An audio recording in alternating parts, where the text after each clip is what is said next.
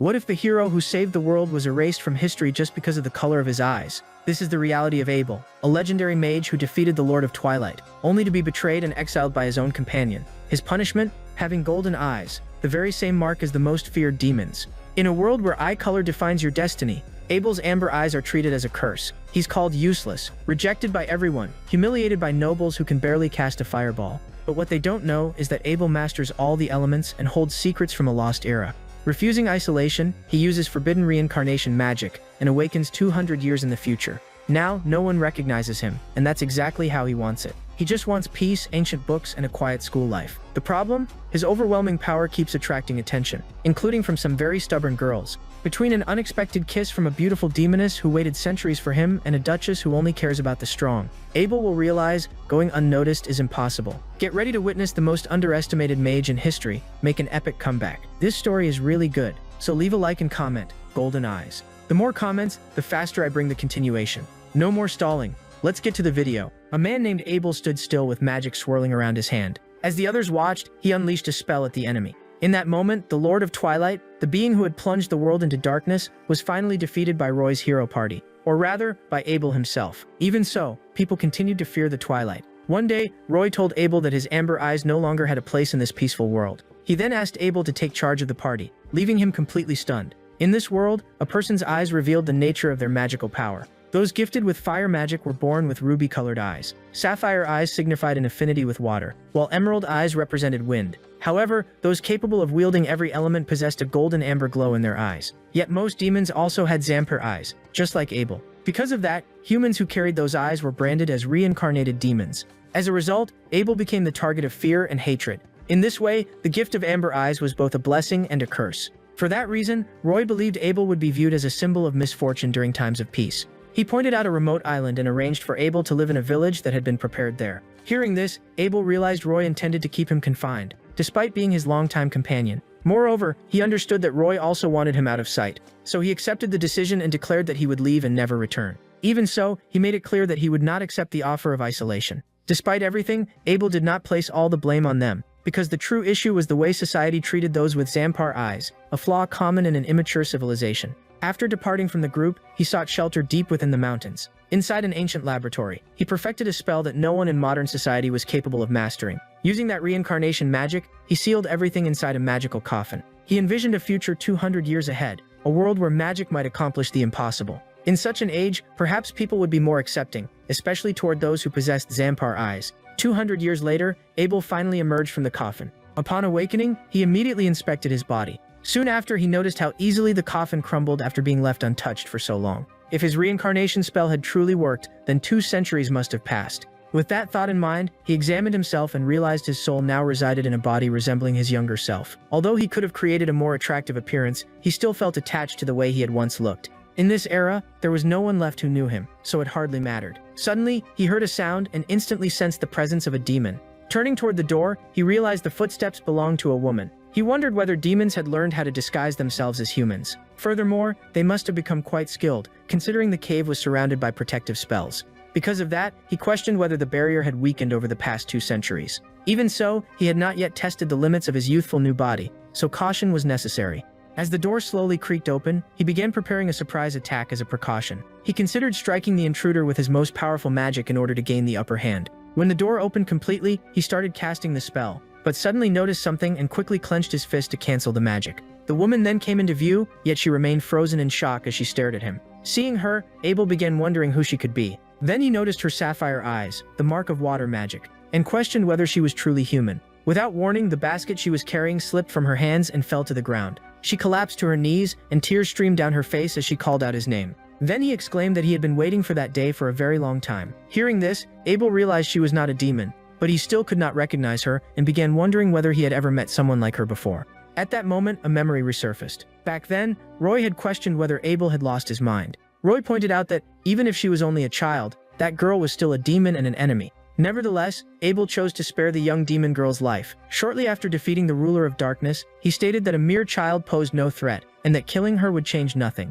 Roy was stunned by that decision, remembering the girl who had cried so desperately back then. He realized she was still crying, though he had never imagined things would come this far. After 200 years, the woman was clearly astonished by his words. B remarked that it had been an incredibly long time since he had last seen her. Hearing that, she began crying once more. She introduced herself as Lilith and said that she had finally found him. For more than a century, she had searched for him, determined to repay the debt of gratitude she owed him. At last, she had discovered the place where he intended to reincarnate. Hearing this, Abel remarked that time had probably weakened the cave's magic. Setting that thought aside, he turned his attention back to her. He observed that her eyes had once carried the same shade as his own. It was widely believed that eye color reflected the color of a person's soul, so he wondered whether she had somehow managed to change her eyes. As he thought about it, he admitted that he had never succeeded in doing such a thing himself. In response, she said it would be quicker to show him. She then raised her hands to her face and removed what she had been wearing. To his surprise, when she opened her eyes again, they revealed their true amber color. Afterward, she showed him the item in her hands and explained that it was called a contact lens.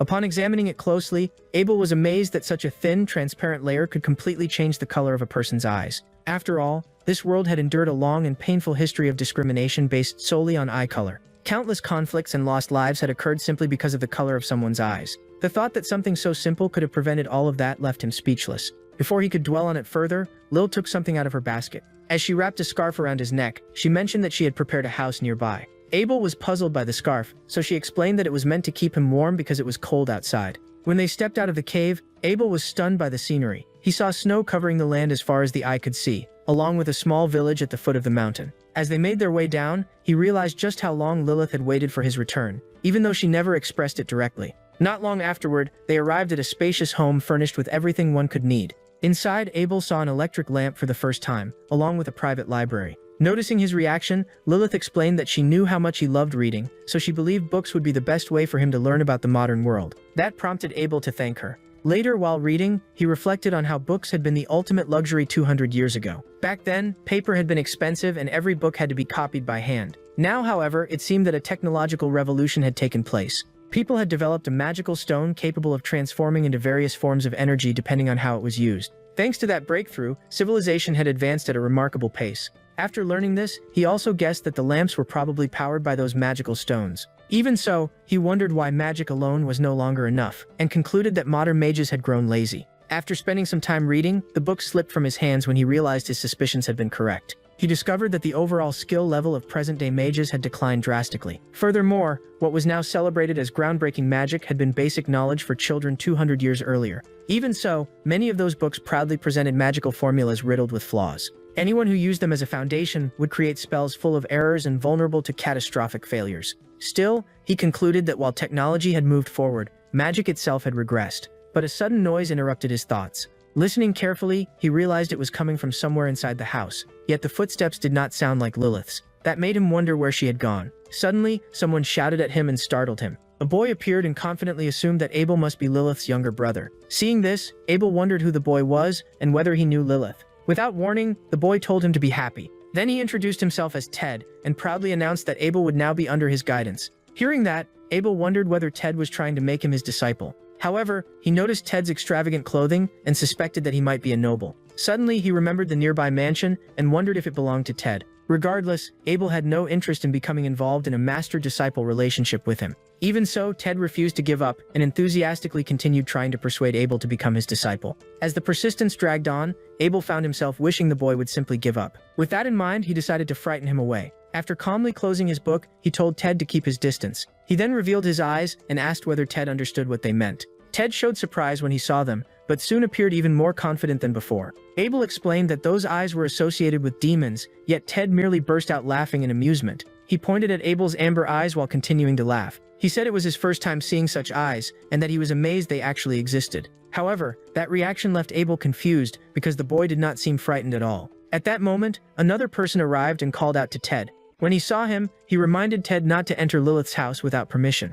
As soon as Ted noticed him, he excitedly called him his older brother. He asked his brother to take a look at Abel and remarked that he had never seen such unusual eyes before, leaving Abel bewildered. Suddenly, Biz carefully examined Abel's eyes. Then he recalled that Lily had once mentioned that her extraordinarily talented brother would be living there, though Biz seemed to have expected someone more impressive. Suddenly, Ted declared that amber eyes like Abel's had no affinity for any magical attribute. He claimed that people with such eyes were incapable of using the major branches of magic and were therefore useless. Hearing that statement, Abel was taken aback. In reality, Zampar eyes required an exceptionally long period of training. For the first 10 years, a person could not properly use any magical attribute. After that period, however, they could master every one of them. Although individual talent varied, they were capable of performing top-tier magic across all elements. Even so, people with those eyes had been persecuted throughout history, despite their undeniable and extraordinary potential. Meanwhile, Bez began scolding Ted for taking things too far. He reminded him that a person could still live a meaningful life even without magic. With that, he assured Abel that they could rely on one another and hoped they would get along well. Hearing that, Abel wondered whether Bez also considered people with Zampar eyes to be worthless. Before leaving, Bez instructed Ted to return home and continue studying,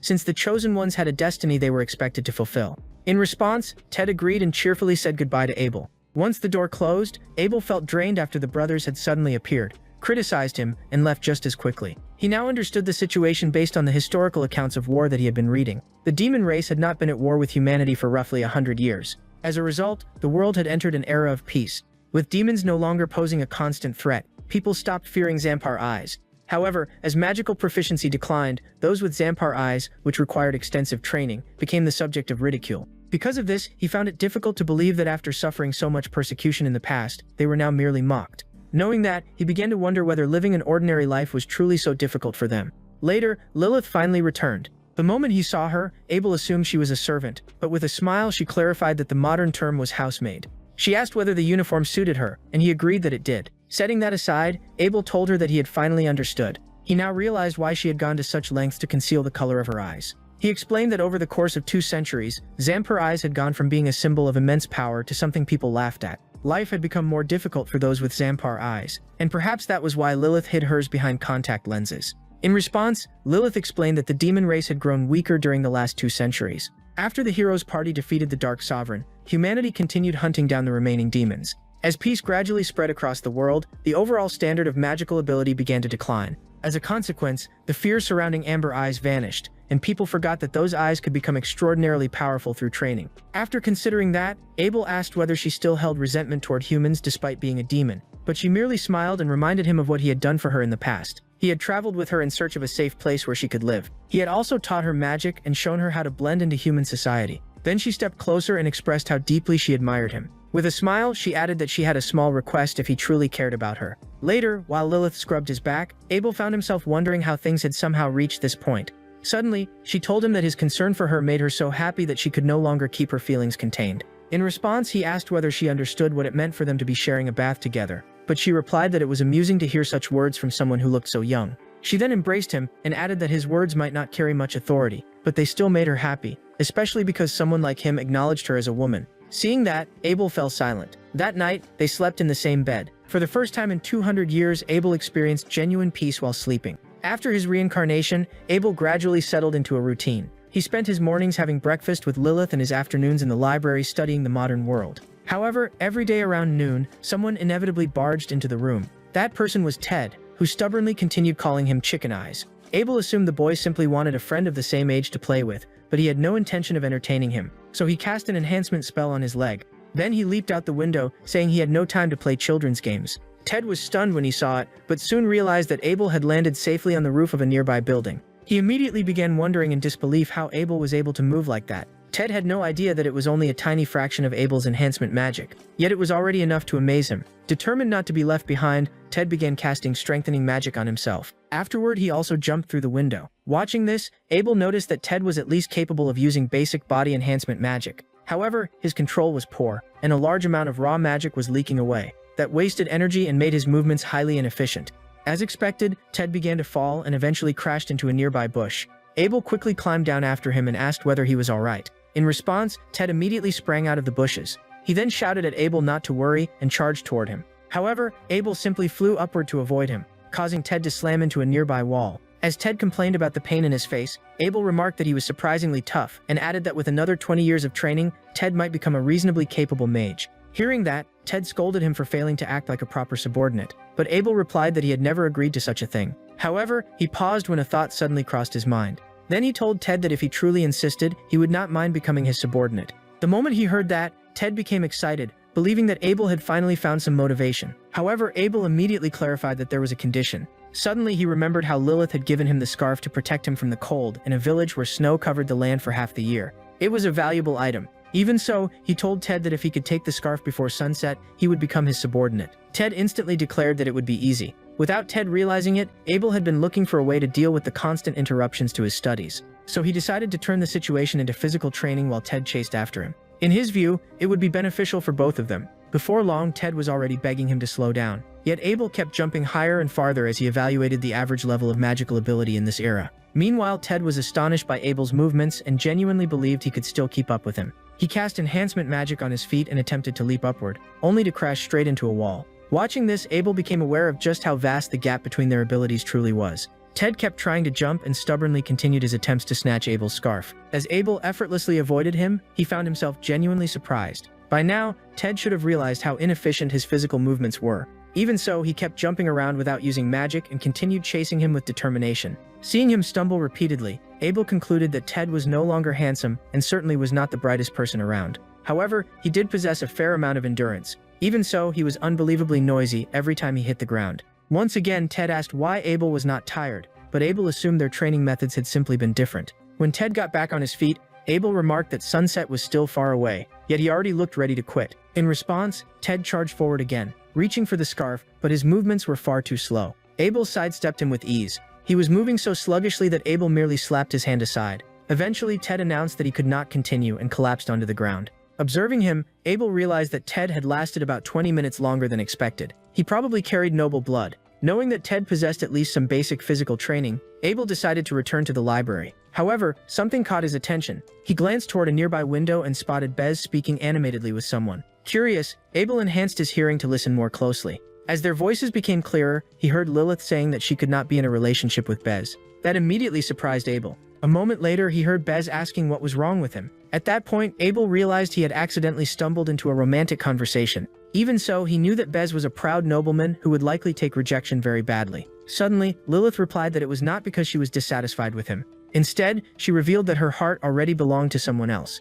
Hearing that, Abel froze. Meanwhile, Bez clenched his teeth in frustration and demanded to know whether the person she loved was Abel. Lilith looked directly toward him and cheerfully answered that it was. Bez heard her clearly and was stunned. On the other hand, he quickly became furious when he concluded that she had fallen in love with her own brother. He called her shameless and insisted that she ought to be ashamed of herself. Witnessing that reaction, Abel was completely confused. He could not understand why Bez considered it immoral and felt the judgment was excessively harsh even if they truly were siblings. Besides, he was not actually Lilith's brother, though she had probably allowed him to believe that to make her explanation easier. Meanwhile, Bez continued scolding Lilith for loving her own brother, repeatedly insisting that such feelings were wrong. Watching this unfold, Abel began growing irritated by Bez's remarks. However, since it had merely been an unexpected rejection, he decided to pretend he had not seen anything. From that day onward, Ted continued chasing Abel, and it gradually became part of their daily routine. As time passed, Abel arrived at a conclusion after observing Ted. While Ted relentlessly pursued him, Abel realized that his ruby eyes, famed for their exceptional affinity with fire magic, did not seem to correspond to any remarkable talent in this era.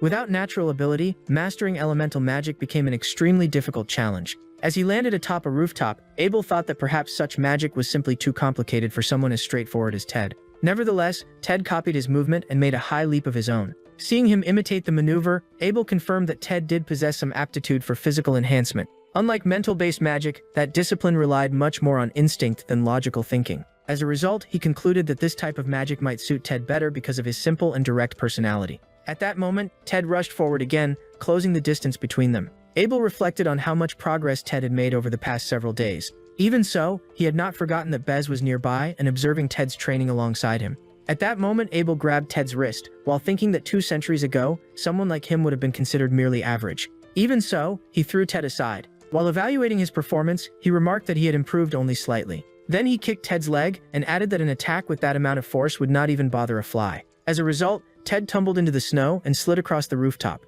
Eventually, he reached the edge of the roof and came to a stop, then stood up in frustration and shouted at Abel. But the moment he took a step, his foot slipped. He lost his balance, and before Abel could react, Ted had already fallen from the roof. He struck the ground hard and immediately grabbed his leg in pain. Seeing this, Abel hurried down to check on him and worried that he might have fractured his ankle. Although healing magic was not his specialty, he prepared to use a recovery spell. However, Bez arrived suddenly and immediately shoved Abel aside so that he could cast the healing spell himself. Witnessing that, Abel was surprised that Bez could use recovery magic despite not possessing Zampar eyes. He realized then that he might have underestimated Bez. However, he soon noticed something strange. As Bez began casting the spell, Ted cried out in pain. Seeing that, Abel became even more concerned. That was because healing magic functioned much like building something out of blocks. The more advanced the spell, the more precise and detailed the construction needed to be.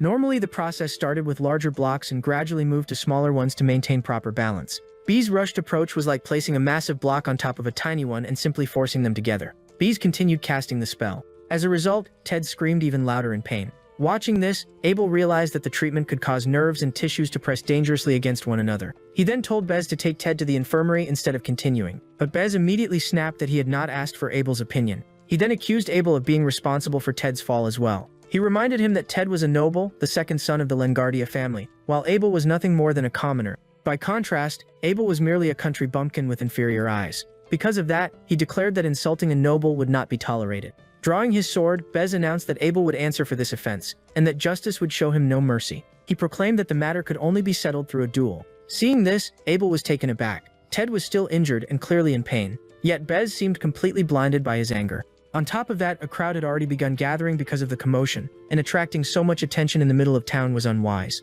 Even so, Abel answered Bez calmly and stated that he would accept the challenge. Hearing that, Bez explained that the duel would be one-on-one and that the first person to surrender would be declared the loser. Taking their age difference into account, Bez offered Abel a handicap. However, Abel declined and told him to begin immediately, which caught Bez off guard. Even so, Abel had no time to waste. After all, he was partly responsible for the situation, and Ted needed proper medical care. With that in mind, he hoped Ted could endure a little longer. Meanwhile, Bez grew even angrier, interpreting Abel's attitude as an insult and wanting to make him regret it. Bez raised his sword and activated a spell called Window. As the attack rushed toward him, Abel dodged swiftly and silently acknowledged that Bez was more capable than he had initially thought. When he saw a nearby tree sliced cleanly in half by the spell, he concluded that Bez's power was average, but his spell construction speed was remarkable. 2 centuries earlier, only Abel had been capable of creating spells that quickly. For that reason, seeing Bez accomplish it without appearing particularly exceptional made Abel suspicious. He began wondering whether the sword itself was responsible and whether it concealed some sort of mechanism.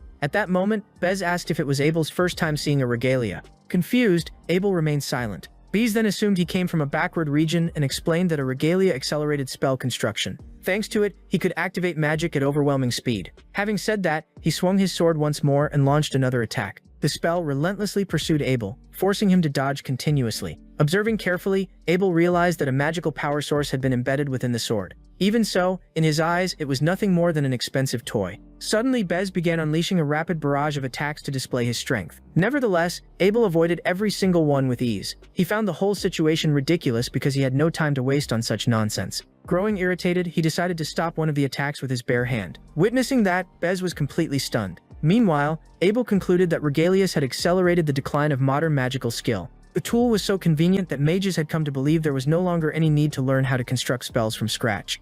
As a result, in a world without demons, such thinking might not be dangerous, but Abel realized that regalias had robbed mages of their ability to think critically. Even so, since Bez had helped him test his theory, Abel felt it was only fair to demonstrate the difference in strength between them. Confused, Bez asked what he meant by showing true power. Abel's eyes began to shine. Magic gathered in his hands as he cast a far more powerful version of Window. The completed spell shot toward Bez, who attempted to block it but was blasted backward.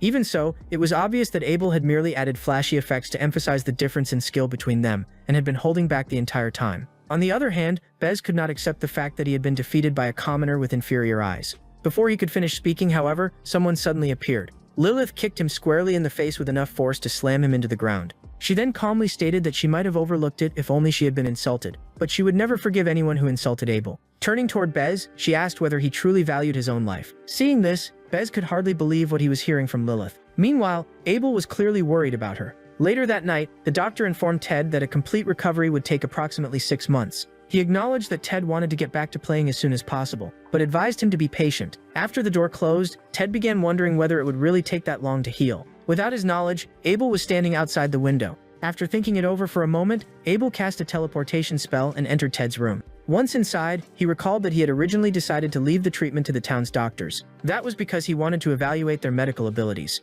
However, 6 months was far too long, so he began treating Ted with healing magic himself. As he worked, he removed the lingering effects of the poorly executed spell Bez had used. He also realigned the bone structure through exceptionally precise reinforcement magic. While carrying out the treatment, Abel reflected that he should have prevented Ted's fall from the beginning. Feeling responsible, he quietly whispered an apology to the sleeping Ted. The following day, Abel left the house but was surprised to find Bez waiting outside. Slightly confused, he casually addressed him by name, but Bez immediately corrected him and insisted that he should say Lord Bez, since he was only a commoner. Without warning, Bez was struck on the head. As he dropped to his knees in pain, the man standing beside him politely greeted Abel. The man introduced himself as Evans and explained that he wished to apologize for the previous incident. Abel was puzzled by such excessive formality. To his surprise, Evans dropped to one knee before him and apologized for his son's behavior. Confused, Bez asked his father why he was bowing to a commoner with inferior eyes. He also pointed out that Abel was merely the brother of a maid they had hired. In response, Evans smacked him on the head once again.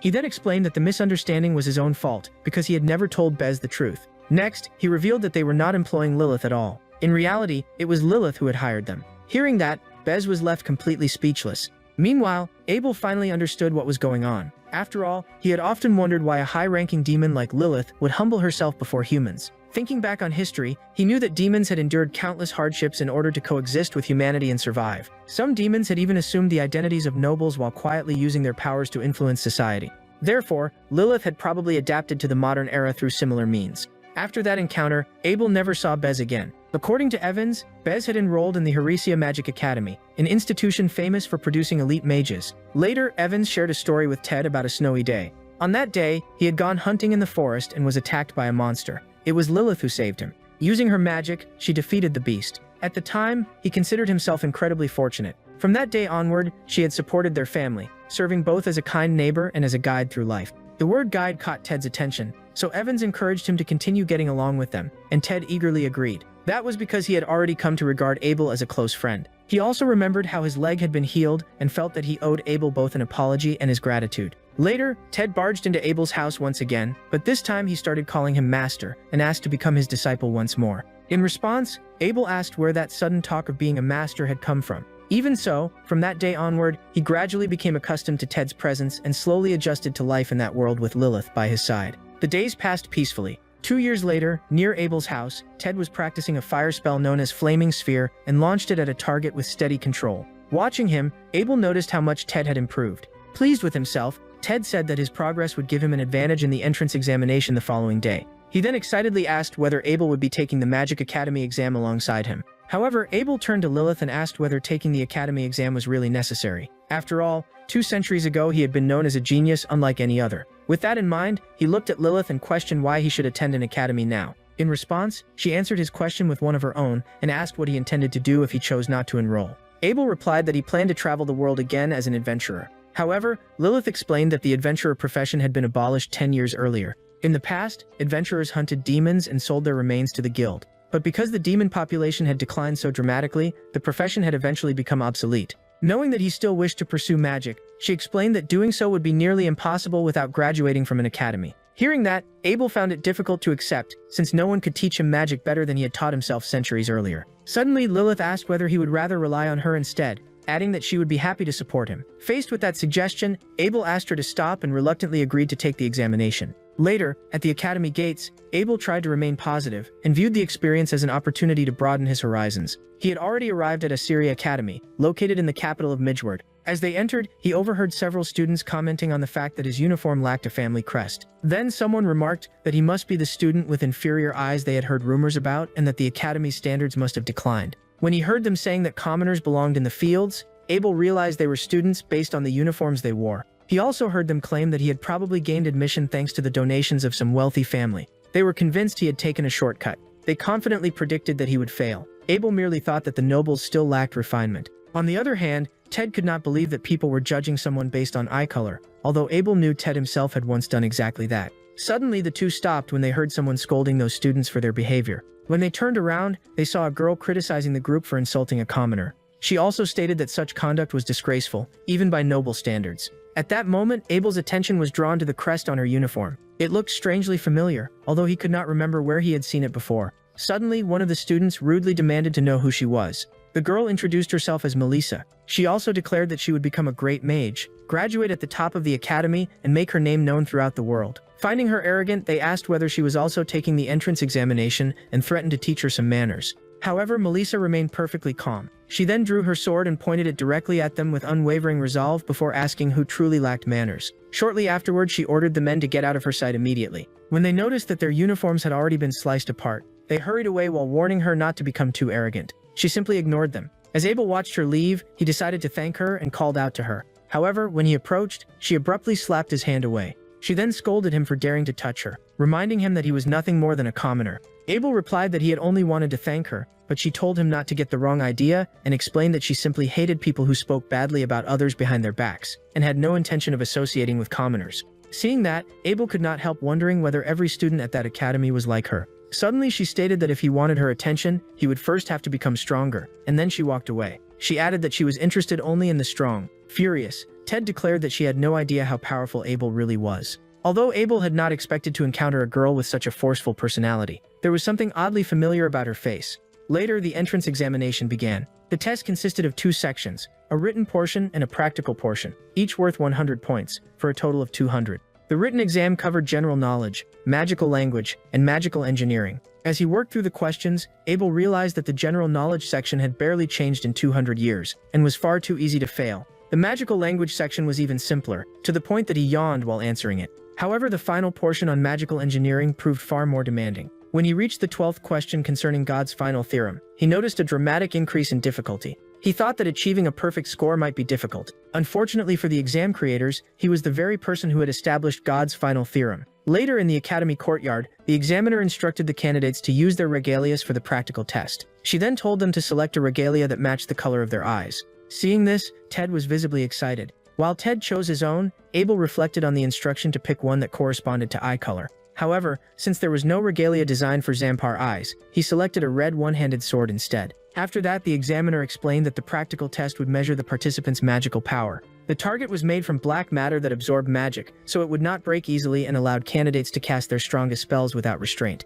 She then asked who was prepared to begin, and Ted immediately volunteered. As soon as she approved, Ted stepped forward eagerly. However, Abel was concerned because, despite following Ted's progress, he knew his magical abilities were still at a beginner's level. Asura Academy gathered the finest talents from across the kingdom. Therefore, Abel hoped Ted would not embarrass himself in front of such a crowd. Soon the examiner gave the signal to start, and Ted raised his regalia and shouted, "Fireball!" A small sphere of flame shot from the weapon. Abel, however, was unimpressed. The spell was sloppy, exactly as he had expected. Ted was already clumsy by nature, and using an unfamiliar regalia only made matters worse. Even so, the fireball struck the target. At the sight of that, the examiner and the spectators were astonished. Meanwhile, Abel had expected Ted to be mocked, but instead the examiner described the result as remarkable. She even asked how someone so talented had entered through the standard admissions process, which left Abel confused. Suddenly, the other candidates began whispering that surpassing such an impressive spell would be difficult. That was when Abel realized that in this era, even a simple spell like Ted's was considered worthy of praise. Soon the remaining students took their turns, casting spells such as Windy Edge and Icy Needle. Watching them, Abel felt as though he were observing children at play. Finally, the examiner called the last name and asked whether Abel would take the test. Hearing that, he realized she also believed that people with Zampar eyes could barely use magic, and that her polite smile was merely a disguise for pity. Thinking about that, he wondered how much longer he would have to endure such treatment. At that moment, Ted shouted that Abel would be next and would demonstrate incredible magic. Although slightly surprised, Abel agreed. After stepping forward, he received the signal to begin from the examiner. As he stood there motionless, he started weighing his options. Suddenly, he decided to accept Ted's challenge, but in his own way. Meanwhile, Ted watched with excitement as the crowd focused its attention on Abel. Some people began whispering that he was taking so long because of the limitations of his eyes, unaware that Abel was maximizing the projectile speed of the spell, increasing its power output, and integrating a multi-shot formula. He also remembered that the target was made of black matter, so he activated limiter release. Then he quietly muttered, "Fireball, cutting rain." His regalia immediately radiated intense magical energy. A moment later, he launched the attack. The crowd was stunned by the enormous size of the spell, but Abel knew that its scale was only part of the story. In midair, the fireball split into dozens of smaller projectiles. Ted and the others were left utterly speechless. Soon afterward, the fireballs struck not only the targets but also the surrounding area. The spectators could hardly believe that the targets had been completely destroyed. Unlike the others, Ted loudly celebrated, thrilled by Abel's display. Meanwhile, Abel realized that he had overdone it, since the entire testing area had been transformed into a devastated wasteland. Even so, he felt satisfied because that demonstration might finally put an end to the prejudice surrounding Zampar eyes.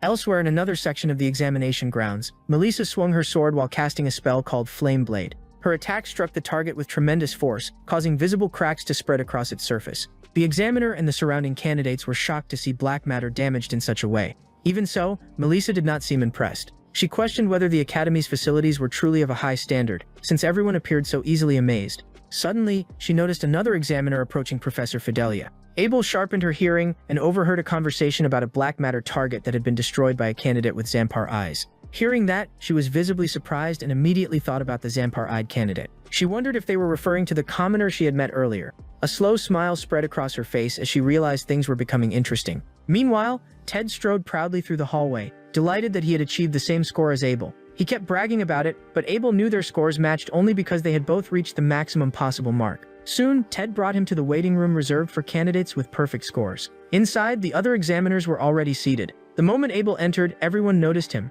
Whispers quickly spread through the room, identifying him as the one who had destroyed the black matter target. Suddenly, someone called out to Abel. It was Melissa, asking whether he had truly destroyed the target during the practical exam. While Abel tried to remember whether she was the same girl from before, Ted recognized her immediately. Melissa continued by asking how he had managed to create such a powerful spell. She also remarked that Zampar eyes possessed no natural elemental affinity, and asked whether he had trained under some famous mage. Abel offered no response. Annoyed, she warned him that his true abilities would be exposed in the next examination. Ted immediately scolded her for her arrogance.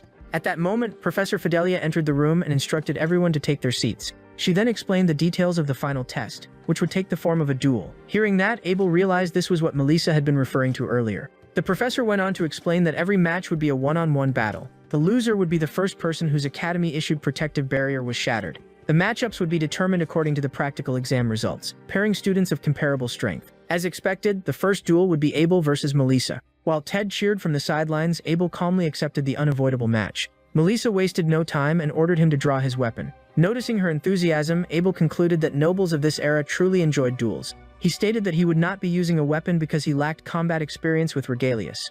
Upon hearing that, Melissa understood that he intended to fight using conventional magic. Even so, she drew her sword and charged forward, demanding that he show his real strength. As she rushed toward him, Abel realized that she was fast. That surprised him because despite the overall decline in magical skill over the centuries, someone like her still existed. In response, he reinforced his body with magic and effortlessly evaded her attack. Melissa was startled by his speed. Meanwhile, Ted continued cheering enthusiastically. Growing more serious, Melissa cloaked her sword in flames. She then struck with Flame Blade. Seeing the attack approaching, Abel responded by casting his own version of Flame Blade. An even larger wave of fire surged toward Melissa. She was clearly shocked by what she saw. Moments later, the two attacks collided and triggered a massive explosion. Ted was astonished to witness the spells crashing into each other.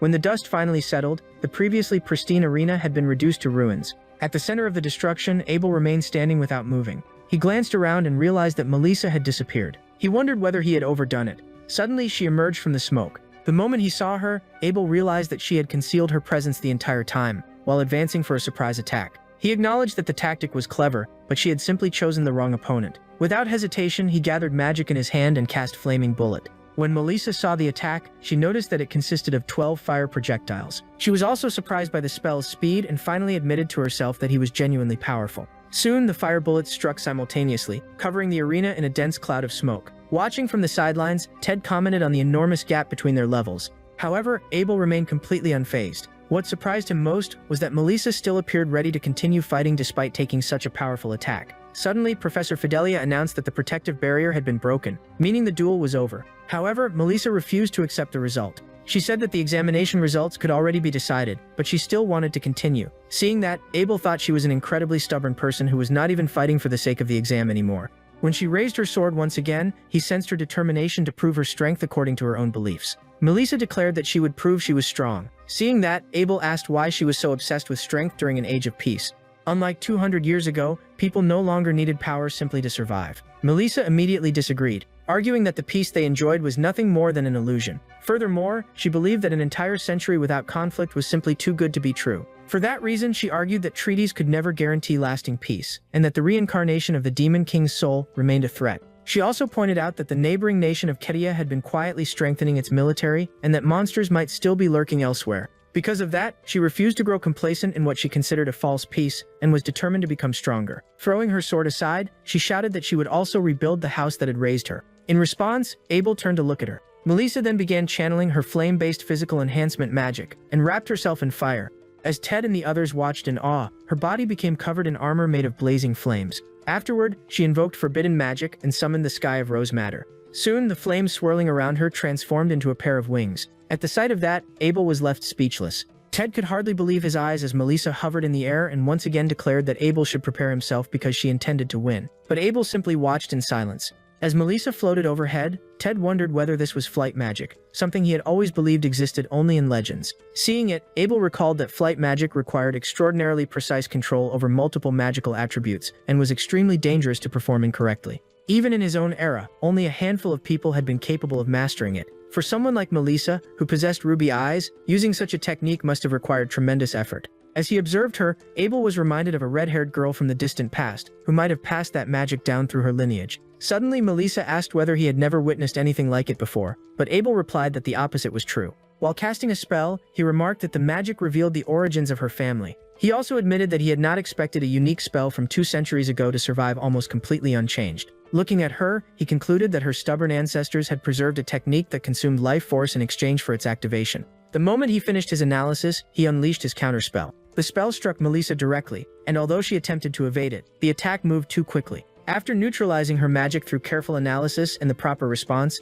it became obvious how great an advantage prior knowledge of a technique could be. As a result, Melissa's wings vanished. A few moments later, she began falling. Abel immediately leaped upward and caught her before she could hit the ground. While holding her, he remarked that she was a descendant of Maria, the heroine of fire. Melissa looked bewildered once they landed. He told her that she was impressive, just like Maria had been, and encouraged her to continue improving. Shortly afterward, Professor Fidelia announced that Abel was the winner.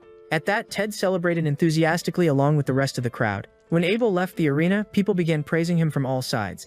Meanwhile, Melissa sat on the ground in disbelief, and as she lay there, she could not stop herself from crying while wondering what exactly made Abel so different from everyone else. Later, several professors at the academy gathered to discuss the candidates. They praised Ted, Melissa, and Abel, describing all 3 as prodigies capable of raising the academy's standards. However, one professor stopped what he was doing when he heard that. The professor, named Emergio, disagreed and stated that calling all 3 geniuses was absurd and misleading. In his opinion, there was only one true genius among them, and that was Abel. Another professor replied that Abel's magic was exceptional, but Melissa possessed comparable strength. Hearing that, Emergio remained unimpressed and thought the other professors needed to relearn the fundamentals. He explained that Abel's brilliance extended far beyond magic alone. That was because Abel had also solved God's final theorem, leaving everyone stunned. Ordinarily, the problem was so difficult that magical scholars still struggled to fully understand it. Yet Abel had not only solved it but improved upon it as well, an accomplishment worthy of national recognition. The other professors were completely shocked by this revelation. At that moment, the academy director arrived and commented on the commotion coming from the faculty room.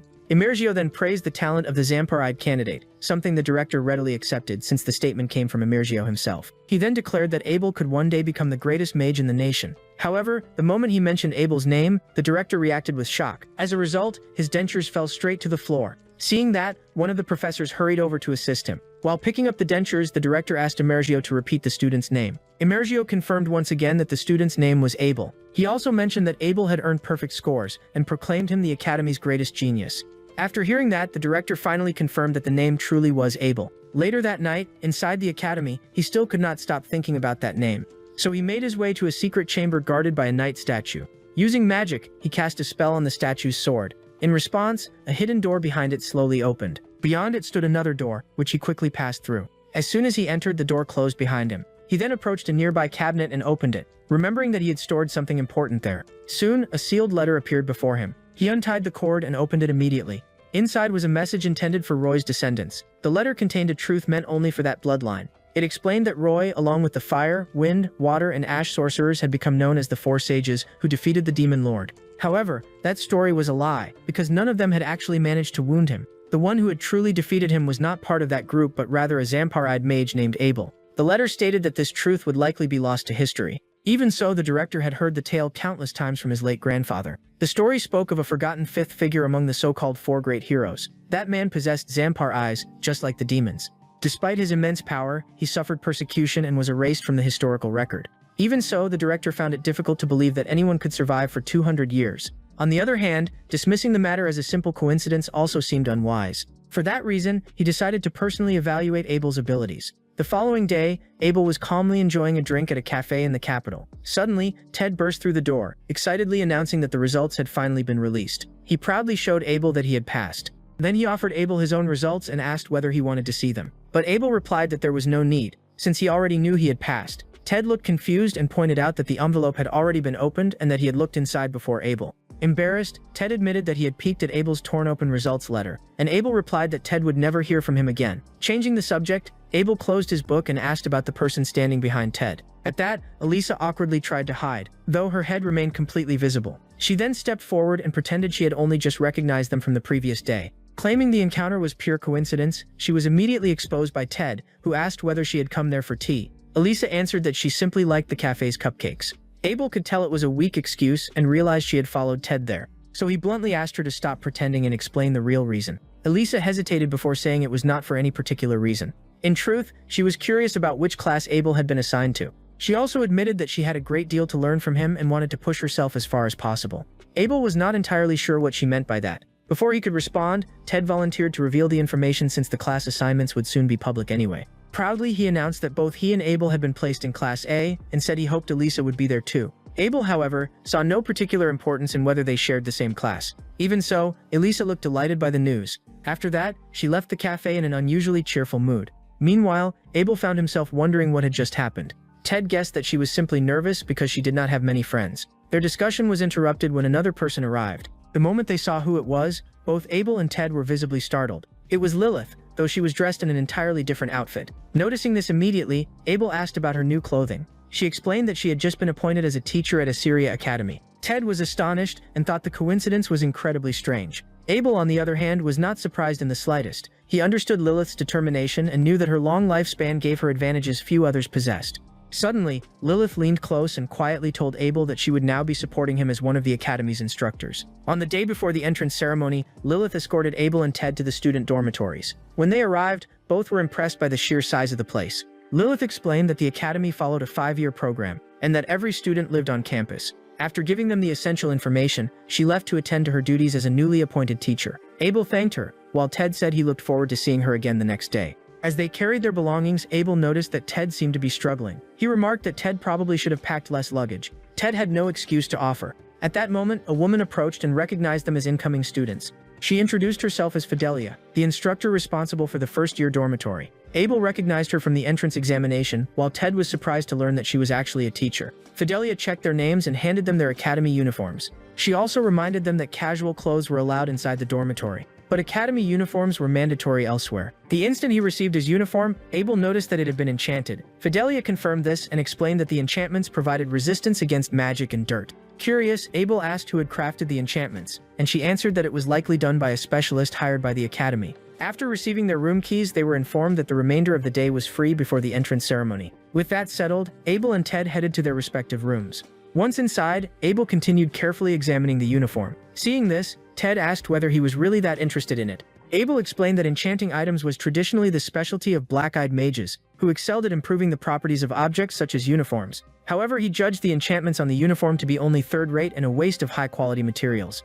Because of that, he decided to redo the enchantments himself. With that in mind, he asked Ted to hand over his uniform as well. After modifying the enchantments, Ted tried the uniform on again and immediately noticed that it felt much lighter. Seeing the result, Abel concluded that the base materials were excellent, which made the improvements easier to implement. He then began working on his own uniform. At that moment, Ted gathered his belongings and proudly announced that he was about to begin his manju diplomacy. Abel looked puzzled until Ted revealed a box filled with Langard's local specialty, snowball manju. Only then did Abel finally understand why Ted had brought so much luggage. After taking a bite himself, Ted insisted that Abel try one too. Abel remarked that he had lived in Langard for more than 2 years, and that the supposedly famous sweet was merely average. Nevertheless, Ted remained determined to hand them out to the neighboring students.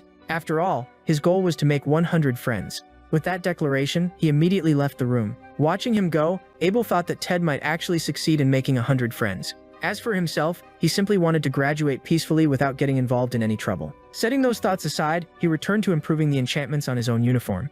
Once the work was finished, he decided to take a nap since the magical adjustments had left him tired. Before he could rest, however, he heard shouting coming from outside. When he looked through the window, he saw several students confronting Ted. One of them demanded to know whether Ted was trying to insult them. Ted explained that he had only been attempting to make friends. Watching the scene, Abel wondered whether Ted's manju diplomacy had failed. Suddenly, another student shouted that Ted could keep dreaming because nobody would ever want to be friends with someone like him, especially a poisonous perch. Hearing that, Abel wondered what exactly they meant, though he vaguely remembered reading about something similar in a book. Poisonous perch was the name given to an invasive freshwater fish species that had multiplied rapidly throughout the rivers of urban areas. Its rapid reproduction and feeding habits were damaging the balance of the aquatic ecosystem. Meanwhile, Ted kept rummaging through his backpack and once again urged everyone to try the specialty from his hometown. However, one of the students slapped his hand away, knocking the sweet onto the ground and telling him to shut up. Even with the food scattered across the floor, they continued mocking Ted by calling him a poisonous perch. Ted stared at the fallen manju with a disappointed expression. Watching the scene unfold, Abel found their behavior cruel and wondered whether those students had never been taught not to waste food. He considered stepping in, but before Ted could pick up the dropped sweet, someone else approached. It was Elisa. She picked up one of the manju from the floor and ate it right in front of everyone. Ted and the other students were left completely stunned. She, however, showed no concern and gave the sweet a score of 70. She also remarked that it was not bad, though it could have benefited from a stronger local flavor. Seeing that, the bullies were horrified and insisted that poisonous perches were disgusting, especially after she had eaten something off the ground. Elisa turned toward them and calmly asked what they had just said. Meanwhile, Abel began to worry because he had no idea what Elisa was about to do next. So he stepped in and told everyone to stop. One of the bullies demanded to know who he was. Before Abel could answer, Ted said he did not care about what had happened. He also thanked Elisa, but she asked whether he had no pride at all. Ted replied that the issue was not about pride at that moment. Abel then started to understand the discrimination that existed among the nobles. As Lilith had explained, the academy accepted both students from its preparatory school and outside applicants who passed the public entrance examination. Now he realized that poisonous perch was probably a slur aimed at external students like them. Suddenly the bullies heard Ted call Abel his master and began wondering whether the amber-eyed boy they had seen earlier was the same master he always talked about. However, they insisted that someone with eyes like those could never be a master. Seeing this, Elisa ordered them to stop. Ted also shouted that they should not insult his master. At that moment, Elisa, the bullies, and even Abel were left speechless. Without warning, Ted grabbed one of the bullies by the collar and demanded an apology. The leader of the group ordered him to let go and called him disgusting. At that moment, Ted remembered how he had once mocked Abel's eyes in the past. He had even called them chick eyes. Recalling that memory filled him with frustration toward himself. Even so, he stood his ground and continued calling Abel his master. Confused, Abel waited to hear what Ted would say next. Meanwhile, the leader of the bullies kept ordering Ted to release him. Another student tried pulling Ted back, but he would not budge. That was when Abel and Elisa noticed something unusual. Suddenly, the section of Ted's uniform being grabbed began to glow. An instant later, a burst of magical force erupted, startling Elisa. The leader of the bullies and his companions were thrown to the ground, dazed and confused. The leader demanded to know what had just happened, but Ted seemed equally clueless. Meanwhile, Abel immediately realized that the enchantment he had placed on Ted's uniform had activated. It was a simple reflection spell designed to trigger only when the wearer suffered a physical attack. Apparently, it had worked perfectly, and the timing could not have been better. As a result, the bullies began backing away, though they warned that they would remember this. Abel knew Ted had handled the situation well and that things could have ended much worse for them. Meanwhile, Ted was still standing there in shock. Soon afterward, he turned to Abel and said the bullies had been sent flying even though he had done nothing. He then started wondering whether he had finally awakened some hidden power.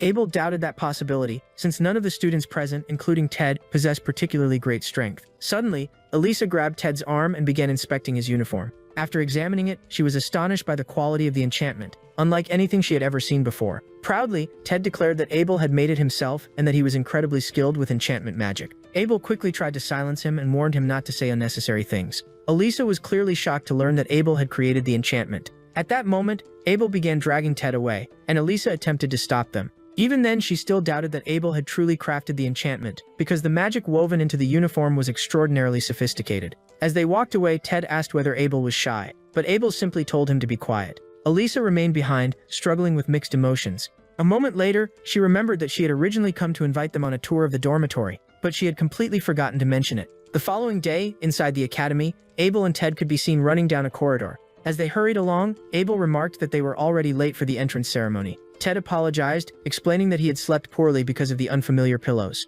Abel simply replied that he was far too delicate. Eventually, they arrived in front of a massive door. Abel immediately began studying it with great attention. Ted noticed and asked what was wrong. Without warning, Abel raised a hand and examined the door, which was embedded with magical formulas. After analyzing its structure, he realized it was a welcome enchantment prepared for incoming students. He then stepped aside and told Ted to go in first after opening the door. Ted hesitated and began speculating that perhaps the door shocked students who arrived late. Abel merely replied that he would understand the moment he entered. Ted quickly said that he was not mentally prepared yet. Even so, Abel shoved him forward. The instant Ted crossed the threshold, a series of magical dolls activated. Ted was stunned when music suddenly began playing. Meanwhile, Abel thought whoever had designed it must have had rather unusual taste. The dolls kept performing their tune, and some of them even started dancing as part of the display. Perplexed, Ted asked what was going on. Abel calmly explained that it was merely a basic enchantment that triggered a mechanism whenever it detected the magical energy of whoever opened the door. As the performance continued, every student's attention shifted toward Ted.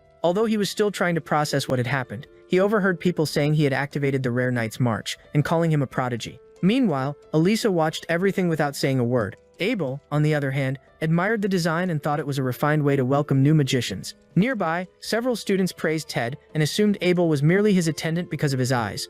At the same time, some teachers were impressed by Ted's display and remarked that Emergy should have witnessed it. Even after Abel's explanation, Ted was still trying to figure out how the whole thing worked. Suddenly, the headmaster appeared and remarked that he was pleased to hear the Knights' March being played that year. Afterward, he introduced himself as Mick Rail, the principal of Asura Academy. He then began offering congratulations to the incoming students. Meanwhile, Abel took a seat and silently observed the hall. From what he could tell, each year appeared to have around 200 students. Out of nowhere, Ted leaned closer and asked whether Abel knew who the headmaster was. He then revealed that Headmaster Mick Rail was a descendant of Roy, the hero of Wind. Hearing Roy's name, Abel realized it had been an incredibly long time since he had last heard it. 200 years earlier, Roy had been one of his companions during the campaign against the Demon Lord. To Abel, Roy had been like a younger brother. The memory left him feeling somewhat melancholy. A moment later, Ted said the information had been written in the Academy pamphlet, though he admitted he had neither read it nor cared about it. After that, the headmaster continued his lengthy speech. During his address, he outlined the Academy's policies and introduced the newly appointed instructors. However, Abel found the entire presentation dull and unnecessary. Once the ceremony ended, Abel and Ted began searching for Class A's assigned classroom as they walked through the academy. Ted commented that Abel seemed distracted. Abel denied it, but his expression shifted when he suddenly sensed something unusual. Noticing this, Ted asked what was wrong. Abel turned around and felt an unfamiliar gaze fixed on him. However, it was not coming from a person but from a regalia. Realizing this, he briefly wondered whether someone had uncovered his true identity. But the energy felt far too weak to belong to a human. He therefore concluded that someone was spying through a regalia. Meanwhile, inside the classroom, a student asked the leader of the bullies whether Ted had really been the one who defeated him. The question irritated him immediately. Even so, he denied it, and explained that it had been the enchantment that sent them flying, though the girl refused to believe him. Nearby, Elisa listened to the conversation and also brought up the magical doors Ted had activated. At that moment, Ted entered the classroom. As a result, the entire room fell silent. Sensing the sudden change in atmosphere, Ted became uncomfortable, but Abel told him that such reactions were perfectly normal. Across the room, Emerson and the other bullies continued staring at the pair. Not long afterward, another person entered the classroom. The girl seated beside Elisa looked surprised, and after the man placed his book on the desk and yawned, she exclaimed that he was Professor Emerson. Seeing her reaction, he confirmed that she was correct. Ted was equally shocked to see him. Abel asked whether Emerson was famous, and Ted immediately nodded. Ted explained that Emerson was an executive candidate of Kronos, and the strongest mage of the modern era. Hearing that, Abel remembered that Emerson's name appeared frequently in contemporary books on magical engineering. After observing him more carefully, he admitted that Emerson did indeed seem competent by the standards of this age. Suddenly, Ted mentioned that Emerson had been the creator of the magical engineering section of the entrance examination. That explained why the test had been so difficult. After a while, Emerson skipped attendance entirely and introduced himself as the homeroom teacher. Abel noticed that Emerson's hair was messy and his shirt was untucked, giving him a rather careless appearance. Even so, Abel thought that exceptionally talented mages often had eccentric habits. Suddenly, a student asked whether it was true that Emerson was usually too absorbed in research to bother teaching. Emerson admitted that he focused far more on research and only maintained his teaching position because it helped secure government funding. Hearing that, the girl asked why he had agreed to become their homeroom teacher. In response, he revealed that there was something in that class he wanted to investigate personally. As he spoke, his eyes settled directly on Abel. Abel noticed the stare and realized it was the same one he had felt earlier. However, Emerson added that his reason was a secret, and Abel offered no reply. After that, Abel's school life began in earnest. He attended classes during the day. After school, he spent time reading in the library before returning to the dormitory to bathe. He would then spend the evening reading again until it was time to sleep. Occasionally, he exchanged a few brief words with Lilith, and together these habits formed a peaceful routine. The real problem, however, was the classes themselves. He found them unbearably tedious. By contrast, Ted clearly struggled to keep up with the advanced material. As for Abel, he regarded most lessons as pointless and used the time to pursue his own research. After all he needed to make progress was paper and a pen. But at that moment, the teacher noticed that his attention had wandered and called him up to solve a problem on the board. Deep down, the teacher viewed his amber eyes as inferior and considered it arrogant that he was ignoring the lesson. Realizing he had been caught not paying attention, Abel stood up anyway, recognizing it as little more than an attempt to embarrass him in front of the class. As he walked to the board, he quickly reviewed the teacher's rushed explanation and remarked that his approach might differ. He then began writing on the board. He arranged the solution in a way that would be easier for the students to follow. Afterward, he demonstrated how the magical formula could be simplified through several shortcuts. Seeing this, both the teacher and the students were visibly astonished. Meanwhile, Abel admitted that he had not been listening, but added that he preferred lessons that genuinely helped students understand the material. The teacher clenched his jaw as he praised Abel and told him to return to his seat. As Abel turned around to go back, someone quietly muttered the word show off. That person disliked both Ted and Abel, believing that studying was meaningless without magical talent.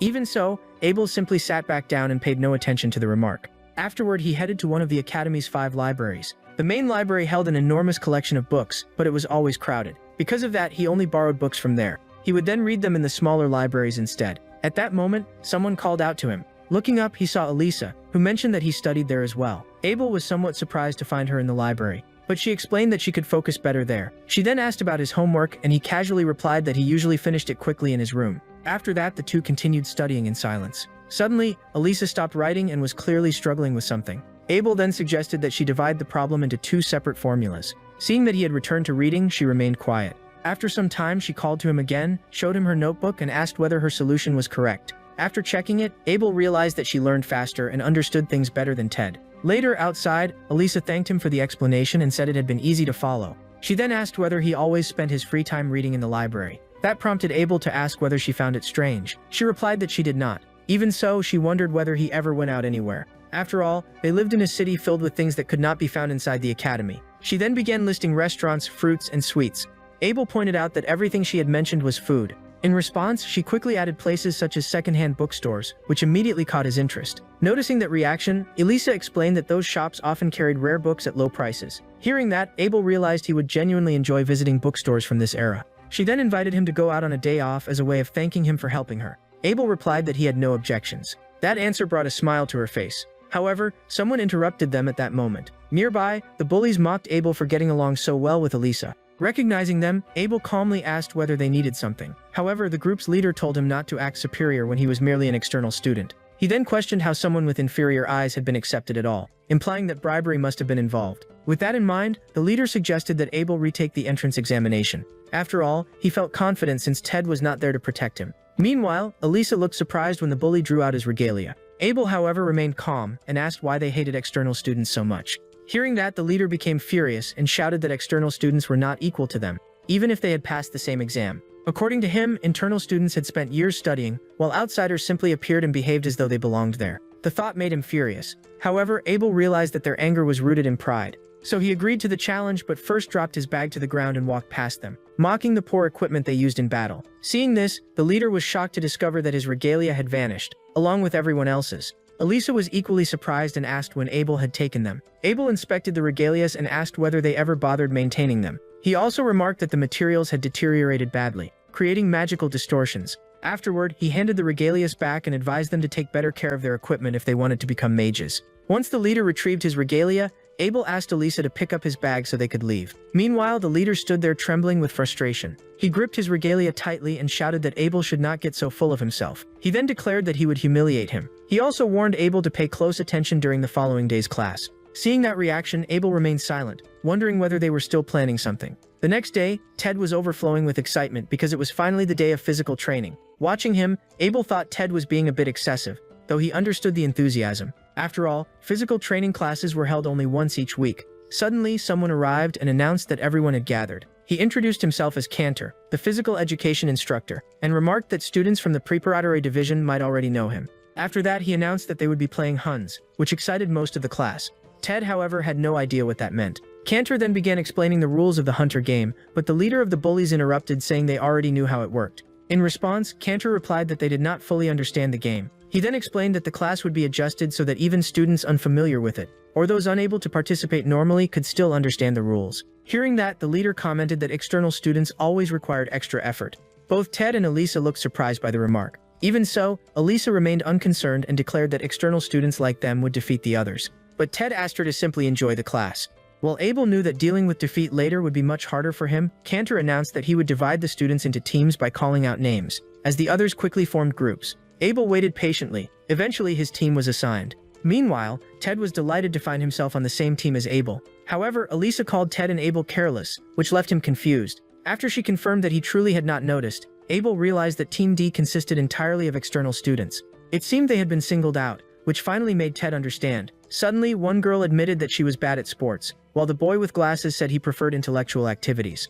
The other two claimed they were decent enough, though Abel had his doubts. Even so, Elisa assured them she would support the team, but the girl remarked that the internal students seemed to look down on them. In response, Elisa stated that nobody would be able to cheat, so they would compete fairly and prove everyone wrong. While the group tried to stay positive, Abel suspected their opponents might not play honestly. Suddenly, the leader of the bullies whispered for him to enjoy the game. He also promised to make up for what had happened the previous day. Hearing that, Abel noticed Cantor smiling nearby as well. That made him suspect that even the teacher was involved. After some time, Cantor announced the match between Team B and Team D. He explained that in Hunter, Team B would act as the shooters, consisting of 3 players, the bullies themselves. Meanwhile, Team D would play the role of the rabbits. Each side would have 5 minutes to attack during its turn. The shooters would use a glove-shaped regalia capable of firing projectiles at the rabbits. There were 3 types of projectiles: the spear type, which was the fastest, the balanced sphere type, and the disc type, which was easier to control. The shooter's objective was to hit the rabbits and knock them out. The rabbits' goal was simply to avoid being struck. Whichever team had the most surviving members would win. After hearing the rules, Ted realized it was similar to Kimata, except the players were divided into attackers and defenders. Meanwhile, Abel watched Ted dodge a shot fired from behind and was not surprised by his agility. He also suspected that Ted had reacted to the air vibrations caused by the projectile. Shortly afterward, the boy with glasses was hit. Seeing that, Abel realized he was out of the game. As he continued dodging, Abel reflected that attributeless magic might be weaker and non-lethal, but it was still magic nonetheless. Watching Ted use magic defensively and Elisa skillfully evade the incoming attacks, he realized that even training projectiles still carried a noticeable impact. Suddenly, Abel saw 2 projectiles heading straight toward him. He found it strange that the bullies were attacking so directly, but halfway through their path, the shots abruptly changed direction. Abel was caught off guard, and as the projectiles continued moving, they ended up striking 2 of his teammates. Elisa was alarmed when she saw them collapse. However, Abel immediately understood what the opposing team was doing. As expected, the leader of the bullies gave him a mocking look. Meanwhile, Elisa began confronting them. She accused them of cheating. Seeing that, Abel realized she had noticed it as well. He understood that attributeless magic contained target tracking syntax, which meant the shock gloves had been illegally modified. However, the bullies told Elisa to stop talking nonsense and even called her fat. Furious, she demanded that they repeat what they had said. Abel urged her not to lose her composure while they continued avoiding the attacks. He explained that distracting opponents with words was a basic battlefield tactic. Furthermore, projectiles were still coming from the sides, so she needed to stay focused. Hearing that, she shyly thanked him just as the attacks resumed. Abel then began noticing a few interesting members on his team. One of the girls warned Elisa to look behind her, allowing her to dodge in time. At the same moment, Elisa thanked the girl named Yukarok. Yukarok replied that Elisa had done well too. Looking at her, Abel remarked that Yukarok had seemed timid at first, but was now making a genuine effort. She also warned Ted about incoming attacks, demonstrating composure and excellent awareness of the battlefield. Even though her physical abilities were lacking, Abel thought that if she gained more confidence, she could become an excellent mage. However, Abel soon noticed something else. He saw the bullies begin concentrating all of their shots on Yukarok. As a result, she was struck in the back and immediately fell. Ted and Elisa became worried. Meanwhile, Abel realized that the bullies had deliberately targeted the team's observer as part of their strategy. With that, the leader called Yukarok a burden and pointed at her again, saying that slow players should leave the field. Yukarok began to cry, and when she turned around, she was struck once more. Seeing that, Elisa and Ted were shocked. Enraged, Elisa questioned their behavior, but the bullies asked what exactly she meant. Even so, they kept firing while insisting they were simply eliminating a weak player. Seeing this, Ted tried to stop them, but Yukarok had already been hit again and was groaning in pain. When Ted tried to move closer, Elisa stepped in front of Yukarok and demanded that they stop, pointing out that Yukarok had already been eliminated. She also argued that attacking someone who was already down was unacceptable, but the leader denied that she had been knocked out. Because of that, they kept firing, insisting that she was still an active player. With her attention diverted, Elisa left herself exposed and was struck as well. Seeing Elisa go down, Ted shouted her name. Meanwhile, Abel noticed that one of Elisa's weaknesses was allowing her emotions to control her actions. Suddenly, Ted raised his hand to get the instructor's attention. He protested that the hit should not count, but before anything could be done, he was struck too. As he fell, Elisa called out to him. Watching the scene unfold, Abel quietly remarked that people often end up suffering from the very things they try to do to others. At that moment, the bully leader declared that outside students were worthless and should return to wherever they had come from. Hearing that, both Elisa and Ted burned with anger, while Yukarok continued crying. Yet only a short time had passed since the match began, and now only a single player remained. That player was Abel. Realizing this, the bullies prepared themselves. The leader asked how they should deal with him, but Abel merely stared back in silence. Even so, the leader shouted for them to crush the last poisonous fish. The other bullies immediately joined the assault on Abel. For a moment, Abel considered whether it would be less troublesome to simply let them win. However, since things had already gone this far, he decided not to stand idle and began dodging. After avoiding several attacks, the leader unleashed a rapid barrage, but Abel slipped past every shot. Seeing that, Ted and the others began cheering for him. The leader only laughed as he continued firing at Abel. He claimed Abel must already be exhausted, but in reality, Abel was perfectly fine. while the bullies themselves were beginning to tire. Suddenly, someone announced that only 1 minute remained. Realizing the time limit was approaching, the leader understood that a different approach was needed. The bullies then launched a coordinated attack. Looking upward, Abel saw a rain of projectiles descending toward him. Meanwhile, Elisa and Ted looked visibly worried. Abel quickly realized that the bullies had added a dispersal syntax to the projectiles. They were cheating once again. Even so, the leader was convinced that Abel would be unable to evade this attack. Abel knew he could avoid it, but doing so would attract too much attention, so he decided to bend the rules as well, since they had started it first. Immediately, he activated his magic, authorized the spell, and quietly uttered a counter-magic incantation. A protective barrier suddenly appeared around him. He even pretended to struggle a little, so that it would not seem suspicious. The outcome left everyone confused, including the bullies. Despite the overwhelming barrage, Abel remained completely unharmed. Soon afterward, the leader realized that his regalia seemed to have malfunctioned. Not long later, Team B's attack phase came to an end. Ted and the others began praising Abel for handling the entire situation by himself. However, Ted quickly started asking questions again. Abel immediately told him to be quiet. He was the only survivor, and they would need to defeat their opponents during the next round or they would lose. Even so, Ted remained convinced that victory was still possible. Just as Abel had endured, Elisa was eager to finally demonstrate what she could really do. Hearing that, Abel thought it would be ideal if the two of them could defeat the opposing team themselves. The bullies, however, mocked their enthusiasm and promised to crush them. After hearing those threats, Abel suspected they had another scheme prepared. Soon, Cantor announced the start of the next round. The bully leader instantly shouted for everyone to take formation. In response, his team arranged themselves into a defensive formation. Seeing this, Ted snorted and remarked that they had only made themselves easier targets. Agreeing with him, Elisa confidently declared that she would wipe them all out at once. As attacks began approaching, one bully warned of a spear-type projectile coming from the northwest. Another reported a disc-type attack approaching from the southeast. Watching everyone dodge successfully, Abel finally understood their strategy. They were using every team member to monitor a different direction. By constantly sharing information, they eliminated blind spots. It was a genuine tactical formation, but Ted kept insisting that Abel help them reach the opposing side. Meanwhile, even Elisa was struggling despite possessing stronger magic. Seeing this, Abel admitted that the enemy's teamwork was impressive. Suddenly, their leader mocked them, saying they could not even execute a basic pincer attack. At that point, Abel called Ted over and asked him to come closer, leaving Ted confused. Abel explained that Elisa was beginning to run out of stamina and that Ted would be the key piece of the plan. Afterward, the two quickly discussed their strategy in whispers. Then they turned their attention back to the opposing team. A determined look soon appeared in Ted's eyes. He raised his hand and began casting holy spears. Meanwhile, the opposing team watched in puzzled silence. Even so, Ted remained motionless, continuing his lengthy chant.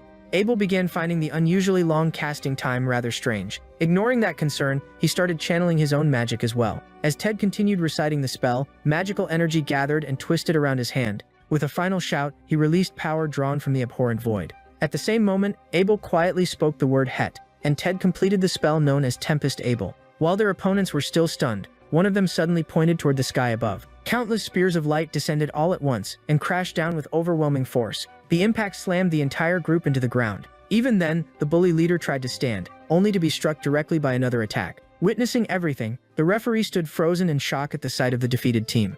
After a moment of hesitation, he declared Team Dell the winner. Hearing the announcement, Elisa shouted excitedly that they had done it. Because of that, the rest of the team also erupted with joy. Soon afterward, Elisa approached Ted and asked why he had never used that ability before, but Ted explained that it had happened completely by accident. Hearing that, Abel was happy to let the attention remain focused on Ted, though he noticed the bully leader cursing in frustration and complaining about the humiliation of losing to an outsider. Abel then remarked that the leader might never understand their efforts, but he knew Ted had earned his place through skill and determination, something even the bullies could recognize. Even so, the final blow had been delivered by Abel rather than Ted. Still, he could not ignore the countless hours Ted had spent studying and training for the entrance exam. After all, Abel had witnessed that dedication firsthand. Faced with that reality, the bully leader finally lowered his head in defeat. Suddenly, someone appeared in front of him. It was Ted, apologizing for grabbing his collar and inviting him to share some manju together someday. Watching this, Abel realized that Ted's obsession with manju had not changed at all. After several moments of silence, the bully ignored the offered handshake and instead helped his fallen teammates to their feet. Elisa commented on how cold his reaction was despite Ted's apology, but Ted replied that the boy had not completely rejected his hand, so he considered it progress. Hearing that, Elisa called him hopeless, but Ted remained firmly committed to making 100 friends. Meanwhile, Abel simply smiled as he watched the exchange. Later, inside the academy, the headmaster could be seen walking through the corridors before quickly descending a staircase. He then approached a nearby door and unlocked it with magic. The moment he entered, he immediately noticed that the room was in complete disarray. In response, Emerson apologized for the mess and invited him to take a seat.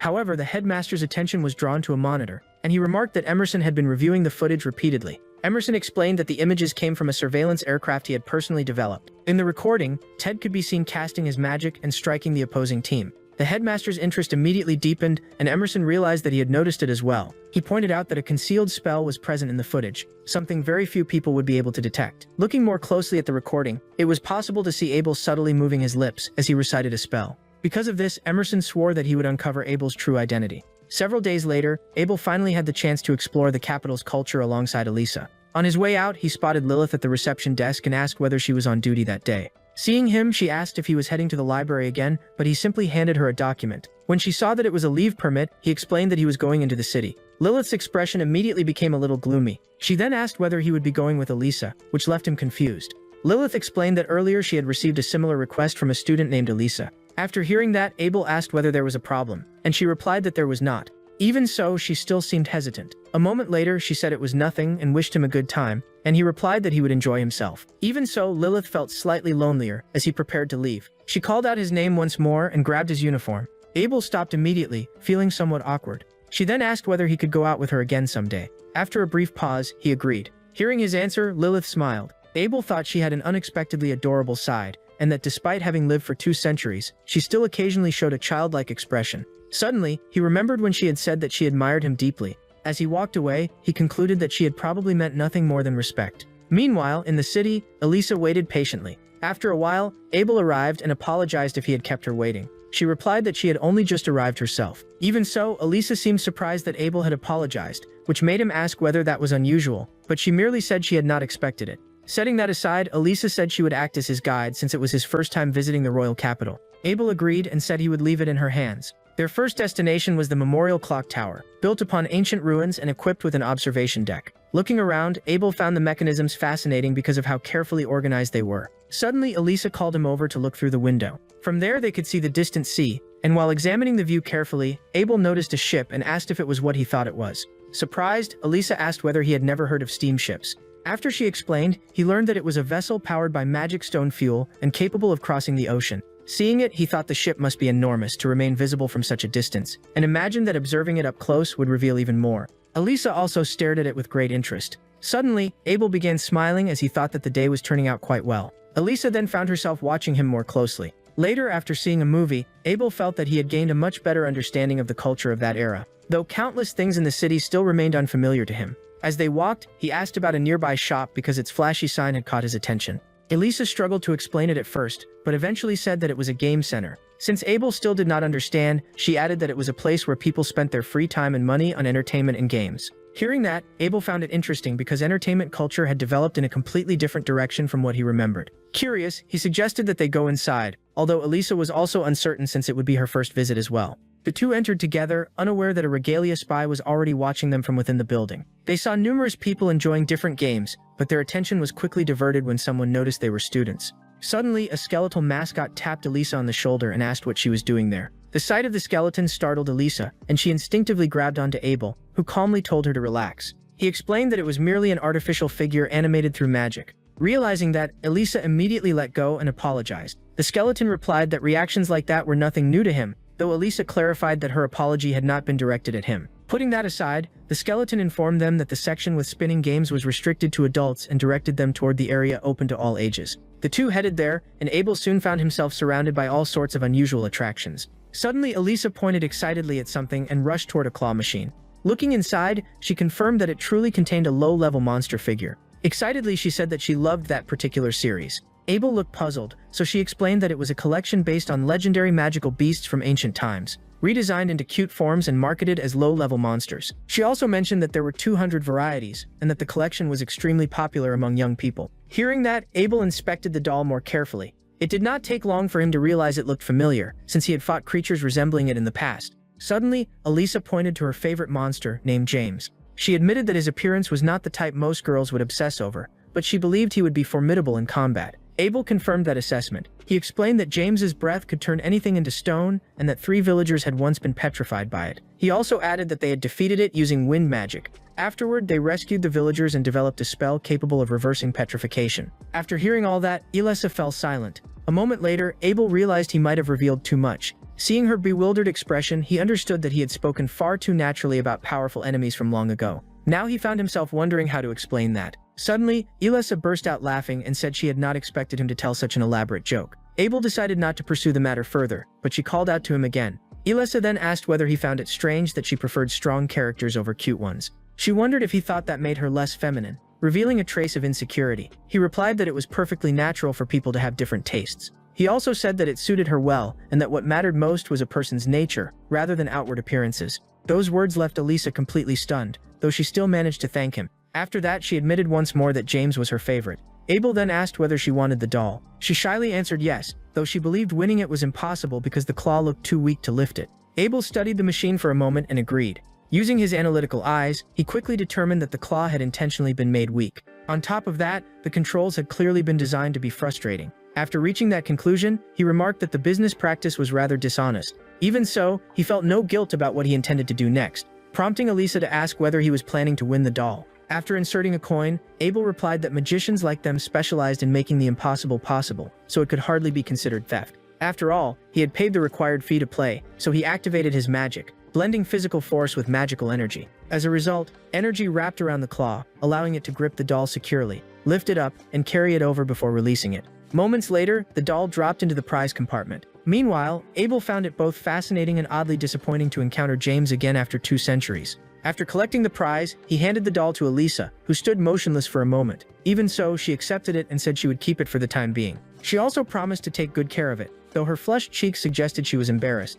Afterward, the two decided to stop and enjoy a dessert. Elisa was clearly having fun and remarked that the sweets there were on a completely different level, while Abel finally understood what she meant. Suddenly, when Abel cut off a piece of his dessert, she asked whether she could try some. He thought that food on someone else's plate always seemed more tempting, so he extended his fork and asked for a taste of hers in return. Instead, Elisa quickly leaned forward and took the bite directly from his fork. Afterward, she commented that the dark chocolate added a distinctive touch and declared that it tasted amazing. In exchange, she offered him a bite of her dessert, which Abel accepted. After tasting it, he remarked that he usually disliked sweets, but this one was easy to enjoy. Hearing that, Elisa nodded and said that was exactly why it was her favorite. However, Abel found it interesting that she was not particularly picky about food, which left her confused. He then explained that he had read that sharing utensils was often considered an indirect kiss, causing her face to turn bright red. Because of that reaction, he assumed she had not known, and had simply been focused on enjoying the dessert. Noticing her embarrassment, he apologized for bringing up something unnecessary. In a slightly panicked tone, Elisa replied that indirect kisses were completely normal, and did not bother her at all. Hearing that, Abel answered that everything was fine then.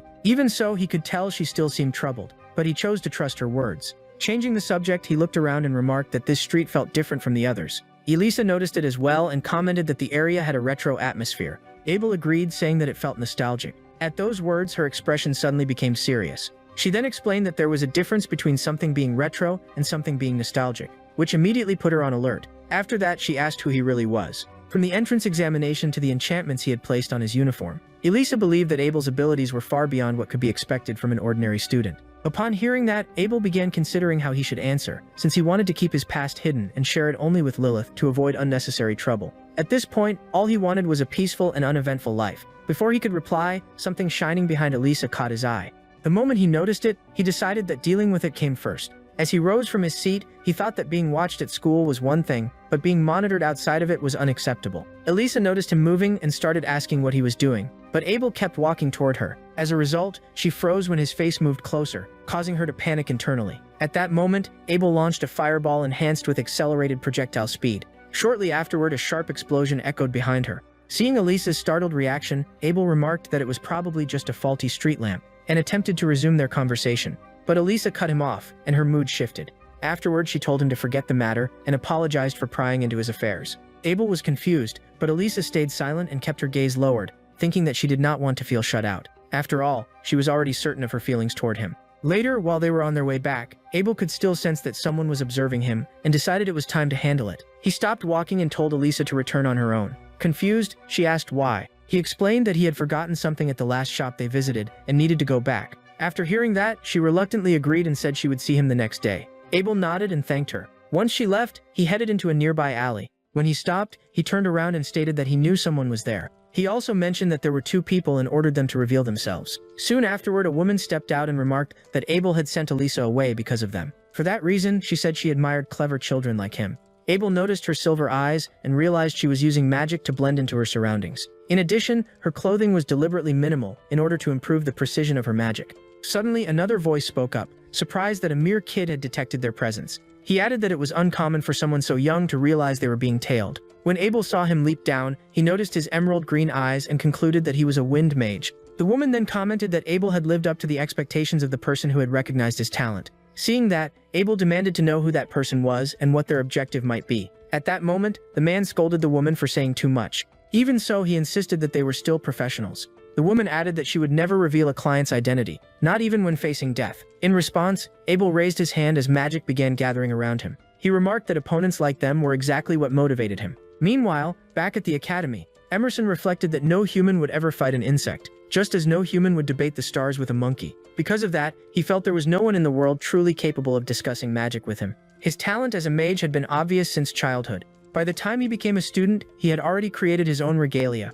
Both his talent and his invention were revolutionary. Yet people merely said it must be nice to be a genius and that his work was too difficult to understand. On top of that, he often heard others claim that he probably looked down on everyone around him. Over time, he realized that extraordinary talent often came with profound loneliness. When he entered the academy, he tried to make others understand him, but he soon discovered a painful truth. Forcing understanding between people of vastly different abilities was pointless. Just as a diamond can only be polished by another diamond or something even harder. In the same way, a mage could only continue growing by facing someone of comparable level. Without that, there could be no progress. Because of that suffocating stagnation, he eventually lost his reason to keep striving. However, Abel changed everything. Watching and measuring Abel's abilities had given him hope that he could evolve once more. Feeling his heart race with anticipation, he decided to take action and recruited Musin and Barton, two of the leading mages within the Chrono Society. After making that decision, he returned to his room using magic. As he opened the door, he was still thinking about how he could learn more about Abel. However, he froze when he realized someone was already inside. There sat Abel, casually occupying his chair and apologizing for making himself comfortable. Startled, Emerson nervously asked how Abel had managed to enter. After all, multiple barriers protected the room. Abel dismissed those barriers as though they were made of paper. Seeing that, Emerson acknowledged his talent and considered checking the source of Abel's magic once again. However, he stopped when Abel stated that his friends had already told him everything. Furthermore, he knew that Emerson had been controlling the spying regalia.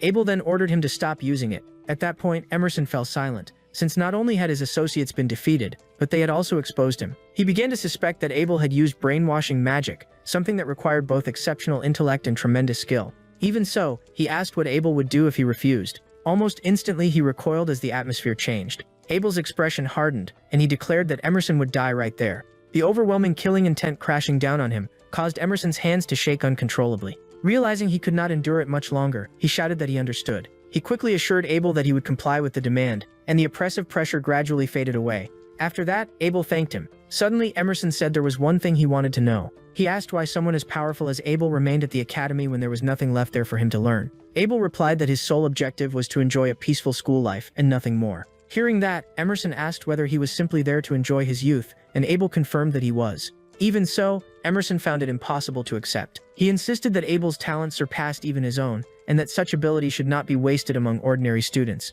Stepping closer, he declared that Abel possessed the power to transform the entire world. He went on to say that Abel could stand above ordinary people and that someone with such gifts ought to reveal them to society. Abel, however, sidestepped him and told him to move aside. He then stated that he had no interest in hearing any further opinions from him. After the door shut, Emerson felt the strength leave his body. Despite having encountered countless geniuses throughout his life, he had never experienced such overwhelming killing intent. Even so, he could not stop admiring Abel and felt that at last there was hope for his own advancement.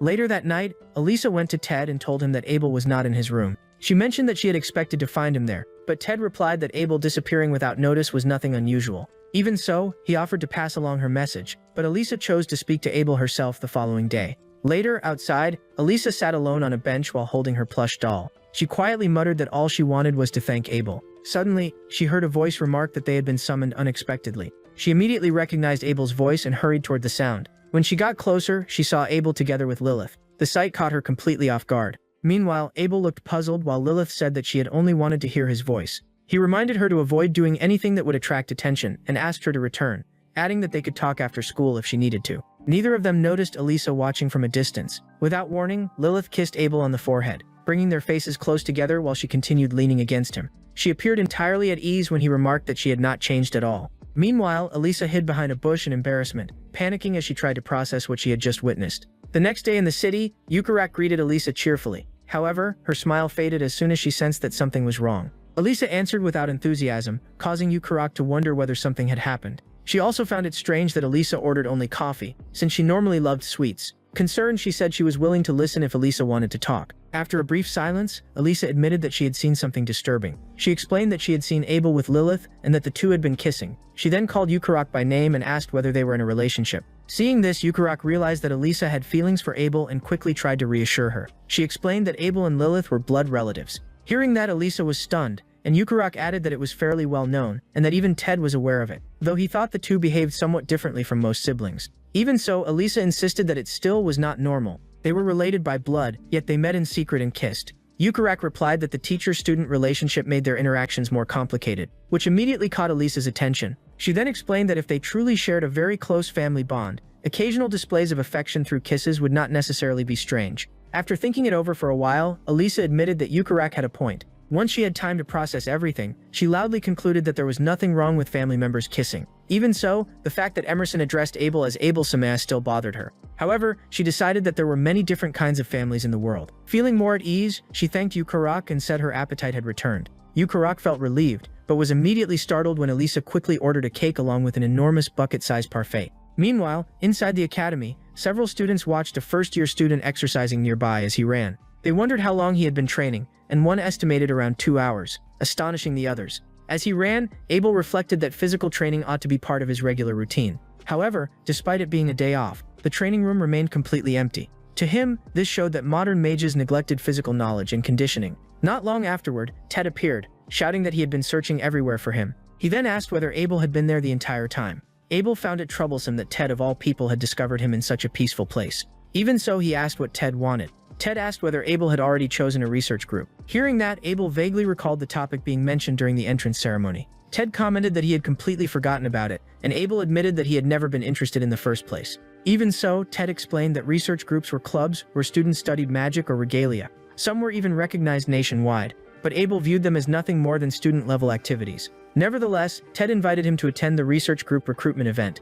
Abel refused immediately, saying that it did not interest him. Based on his experience, he believed the most effective way to research magic was by working alone. In addition, he doubted that teamwork could produce better results. Ted persisted, arguing that it was a great opportunity, and suggesting that there might be a group capable of capturing Abel's interest. Seeing Abel remain silent, Ted continued and revealed that the event also featured sports and unusual applications of magic. Upon hearing that, Abel thought it might serve as harmless entertainment, even though he had no prior experience with such activities. Besides, Ted's determined persistence left him with very little room to refuse. In the end, he agreed and said he would go change his clothes first, which clearly pleased Ted. Later, outside, Ted was amazed by the atmosphere. The place was packed with people and buzzing with excitement, almost like a festival. Suddenly, someone approached them offering information about the Fire Magic Research Club, while another student promoted the Hunting Research Club. Watching the scene, Abel noticed that most of the clubs revolved around either magic or sports. Given the sheer number of options, it seemed unlikely they could visit them all. All of a sudden, someone began calling out to them. When they turned around, they saw a man dressed in full armor, leaving Ted briefly confused about why a knight was there. The man removed his helmet and explained that it was merely gaming equipment. He immediately noticed Ted's sturdy build and suggested that he join the Army Foot Club. He explained that the Army Foot Club was a demanding combat sport involving magical armor, though his lengthy explanation only made Ted increasingly uncomfortable. Meanwhile, Abel recognized the sport as a descendant of rugby from centuries ago. Ted admitted that he enjoyed physical activities, but asked whether Abel would participate as well. When the man learned that Abel had amber eyes, he hesitated. Abel had expected that reaction, since amber-eyed mages were often viewed as failures. Shortly afterward, another man approached. Apparently, he was the team's captain and asked what was happening. The first man explained that he had found a promising freshman, but Ted had a condition. He told the captain that Ted would only join if his amber-eyed friend were also allowed to try out. The captain rejected the idea without hesitation. He declared that allowing someone with inferior eyes into the club would tarnish its honor. Hearing that, Abel found the rudeness unnecessary, though at least it gave him a reason to leave. However, he noticed Ted's anger and reminded him not to react to every insult before turning away. Abel stated that he had no interest in playing ball anyway. At that, the captain interrupted and demanded that he repeat himself. Abel Sani repeated that he had no desire to play ball. Enraged, the captain declared that he would not tolerate disrespect from someone so ignorant. Ted and Abel simply stared at him in disbelief. Without another word, the captain took an offensive stance and challenged Abel, saying he would understand after taking a hit. As the attack came, Abel moved first and swiftly kicked the captain's leg. As a result, the captain stumbled while tossing the ball into the air. He managed to regain his footing, but his expression grew even darker. For the second time, he charged at Abel with determination. In response, Abel casually stepped aside. Noticing the ball still in the air, he decided it was time to end the matter. While it was still descending, he remarked that he would return the ball. Then he infused it with enhancement magic and hurled it back. The ball struck the captain squarely in the face, knocking him unconscious and sending him crashing to the ground. Seeing the captain collapse heavily, the people nearby wondered what had just happened. Abel realized he might have gone a little too far, but Ted continued celebrating while everyone else stood frozen. As some people rushed to help the captain, Ted and Abel quietly slipped away. Afterward, they continued exploring the event. However, many of the magic-focused clubs lacked real skill, while the sports clubs demanded heavy commitments, even on weekends. Ted received numerous invitations, but Abel preferred training at his own pace. This only strengthened his belief that joining a club was unnecessary. However, his attention shifted when a loud voice began speaking about eliminating war from the world. Nearby, a group of students wearing robes was inviting people to join their cause for peace. Looking more closely, Abel noticed their insignia and realized they belonged to a magic eradication club, whose goal was to remove magic from the world. He wondered why people like that would enroll in a magic academy. Suddenly, one of the members began proclaiming the greatness of the anti-magic club, and speaking of an approaching revolution. The moment Abel saw his face, he immediately recognized him. It was Basis, whom he had heard was studying at the academy, though he had not expected to encounter him like this. However, Basis looked pale and frail, and even Ted stopped talking when he saw him. Abel's gaze lingered on his eyes, making him wonder whether he was truly all right. At that moment, a familiar figure nearby caught his attention. It was the leader of the bullies. Abel called out to him. The young man hesitated when he noticed Abel, but Abel gestured for him to come closer and questioned him before he could finish speaking. Abel asked about the group standing in front of them. Realizing who he meant, the boy asked whether Abel had never heard of the organization AMO.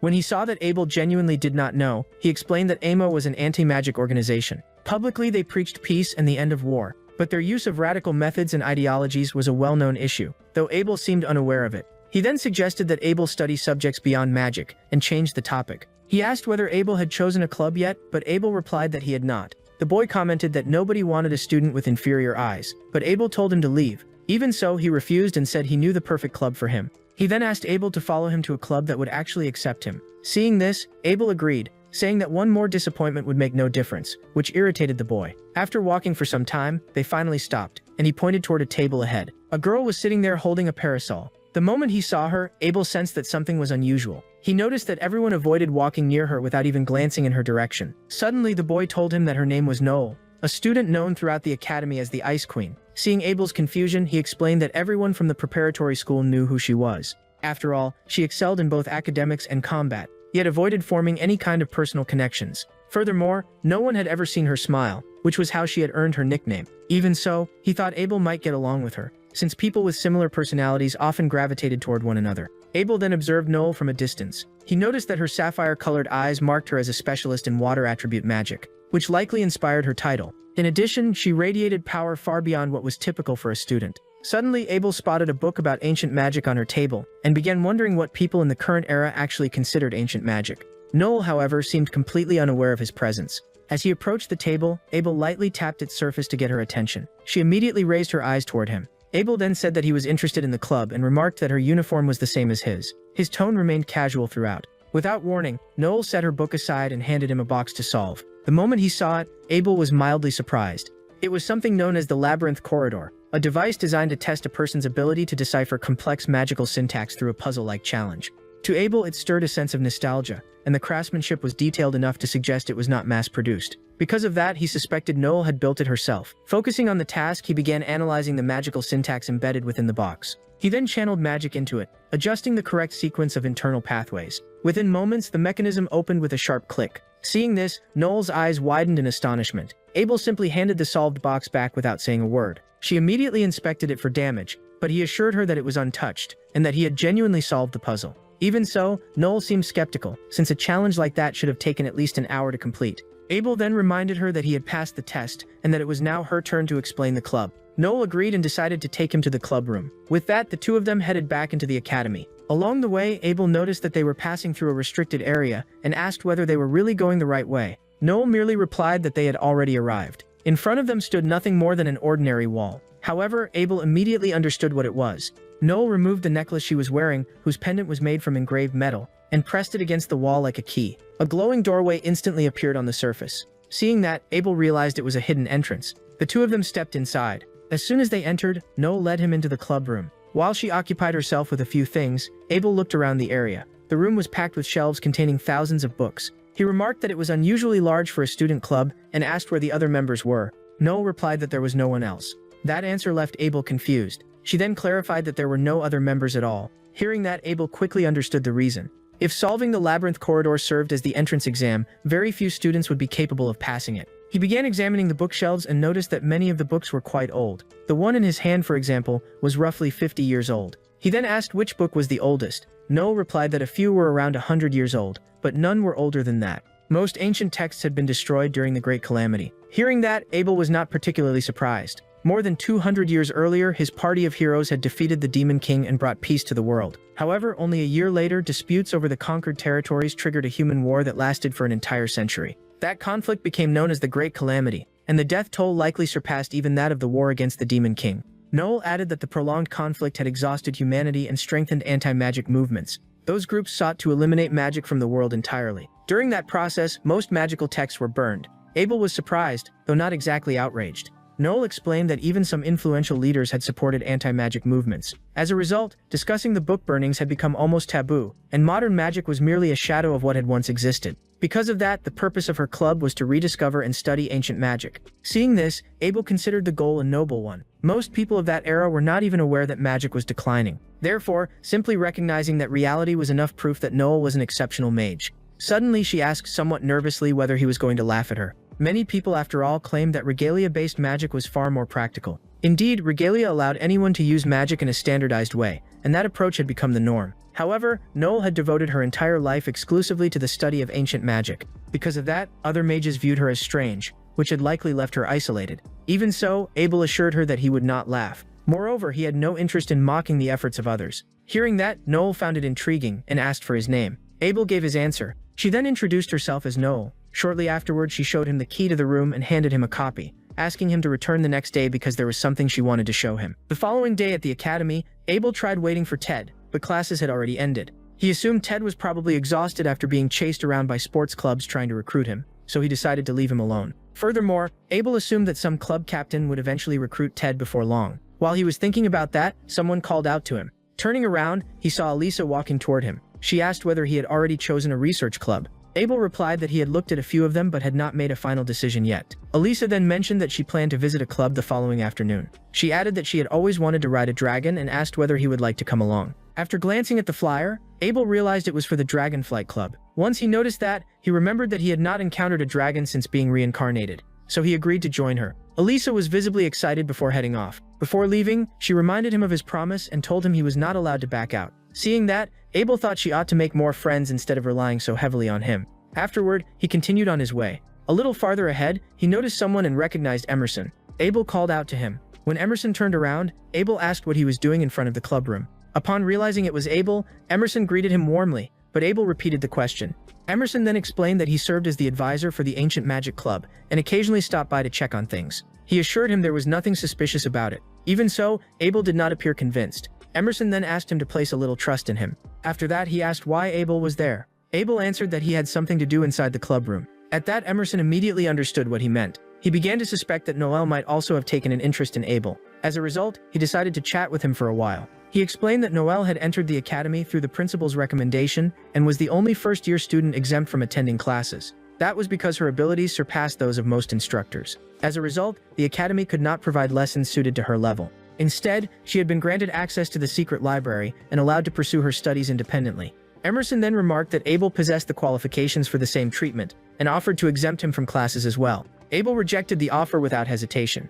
Emerson then pointed out that Abel often claimed to want an ordinary life. When Abel looked at him, Emerson said that his actions suggested otherwise, considering he was associating with someone everyone else avoided. Abel replied that he was only interested in her books, but Emerson disagreed. He asked why Abel sought out ancient texts when he knew people would view him differently because of it. He also remarked that life would be much easier if Abel simply minded his own business. Then he asked why he was so invested in the matter. Suddenly, Emerson reached a hand toward Abel's face, but after a brief moment of consideration, he merely patted him lightly on the shoulder. After that, he said goodbye and walked away. Abel remained silent. Soon afterward, he used his analytical ability on his shoulder and discovered that Emerson had planted a magical surveillance device there. He removed it immediately and decided to inspect the club room as well. Meanwhile, Emerson realized his trick had failed. Back inside the club room, Abel finally entered. The moment Noelle saw him, she immediately rose from her chair. Abel set his bag on the floor, and she quickly walked over to him. She then said that she had been waiting for him. Hearing that, Abel briefly thought she was behaving like some kind of pet, but he dismissed the idea.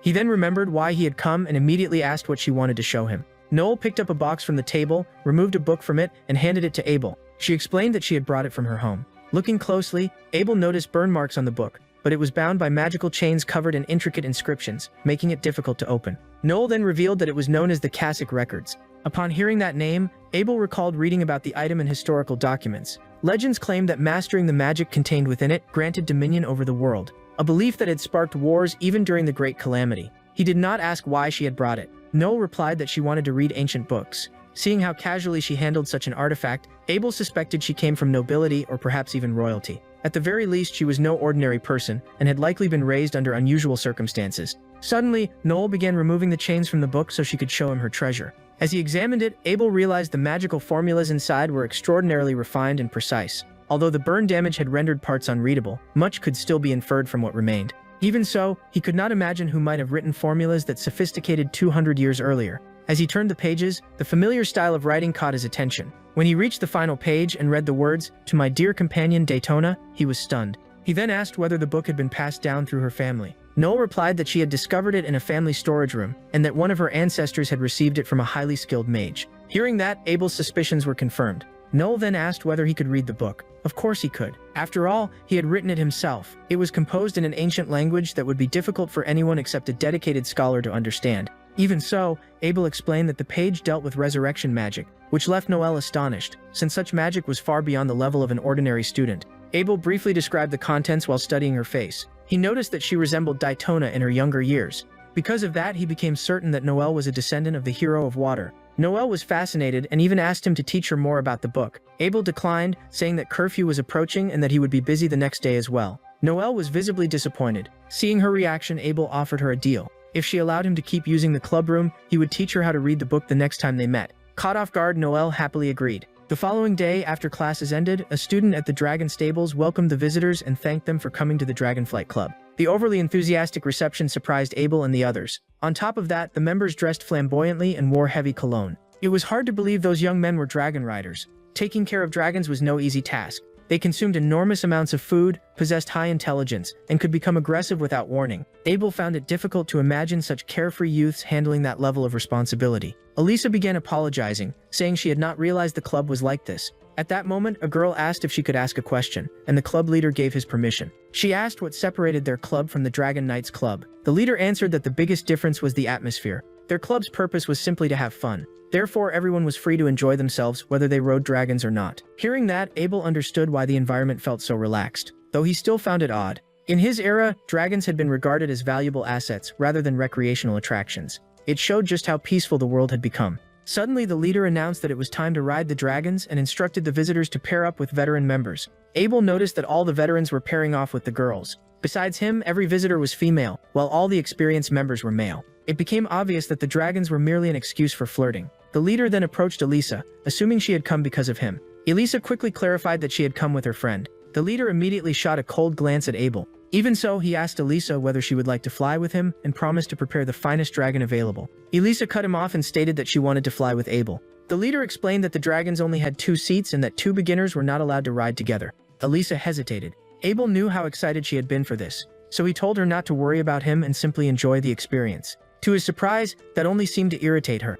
Afterward, Elisa agreed in a curt manner. Abel was left confused, wondering why she was upset when he had only tried to be considerate. Later, as they walked deeper inside, the leader assured Elisa that Abel would also be given a dragon. Meanwhile, Abel noticed the strong odor of the stables, which brought back old memories. Dragons had tremendous energy requirements. An adult dragon needed roughly 300 kilograms of food every day. Naturally, that also meant producing an enormous amount of waste. People often said that dragon keepers spent their entire day cleaning. Soon, the leader drew Elisa's attention to a particular dragon, saying it was his favorite and was named Saw Glory. Elisa was amazed, seeing such a massive dragon for the first time. Abel agreed and remarked that in his time only nobles or royalty owned dragons of that size. At first, he had worried that dragons might have declined in this age just as magic had, but it appeared that dragon breeding had improved considerably over the past 1,000 years. Suddenly, the leader called out to Abel and said that the remaining dragons were housed in a room farther back, inviting him to choose whichever one he liked. After that, he took Elisa outside to begin the flight. Before leaving, Elisa glanced at Abel and reluctantly agreed to go. Once they were gone, Abel noticed that everyone else had already left as well. He then headed toward the room where the other dragons were kept. Someone stopped him and asked what he was doing there. The man explained that the dragon inside was called Leon and that it hated humans. For that reason, he warned Abel not to enter carelessly. Afterward, the man apologized for shouting and explained that he was the dragon's caretaker. Abel replied that it was not a problem. The caretaker then offered to take him inside for a quick look. When the door opened, Abel was impressed by what he saw. Inside stood an enormous red dragon confined behind iron bars. The moment their eyes met, Abel remarked that it was a magnificent creature. The caretaker explained that Leon was the oldest dragon and a former champion racer, but he had become aggressive after the death of his favorite rider. Some people believed it would be better to put him down. Even so, Leon was beloved by the younger dragons and helped keep them calm. The caretaker admitted that he could never bring himself to kill him despite all the difficulties. Leon, however, completely ignored the man. Because of that, the caretaker warned Abel to be careful and avoid getting hurt, hoping to prevent further discussions about sacrificing the dragon. Abel understood that dragons were proud beings. He could tell that Leon was old, but he was also the strongest dragon there. He suspected Leon was concealing his true power to avoid serving humans he considered unworthy. With that in mind, Abel spoke to Leon and asked if he could come closer. The instant he extended his hand, Leon became alert. The caretaker tried to stop Abel and told him to step back, but Abel simply signaled for him to remain quiet. Realizing that he had the dragon's full attention, Abel said that Leon did not deserve to spend his life confined and invited him to release some of his pent-up energy together.